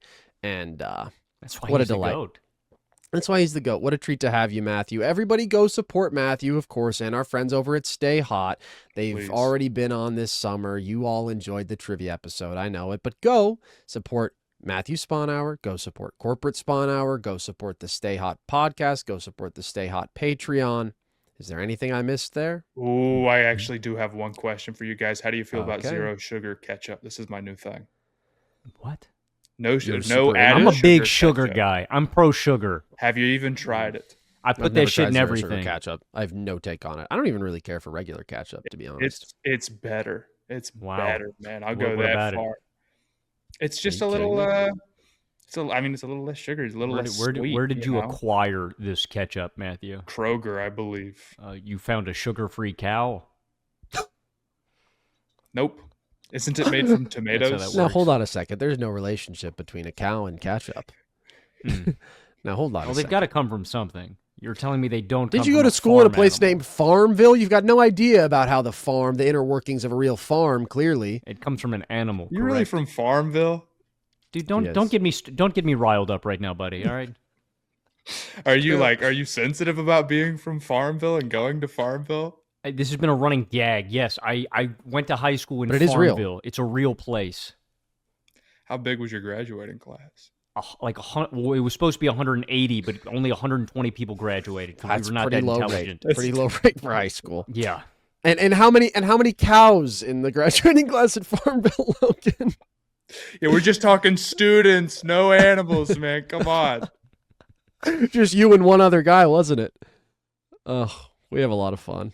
Boy, do we have fun when we bring Matthew on. All right, that's about enough of that. Matthew, enjoy the rest of your evening. Enjoy your weekend, my friend. And everybody go support him, as always. And with that, I've been Carson Brabber. I've been Logan Camden. And I've been Matthew Sponhour. And this was Nerd Sesh.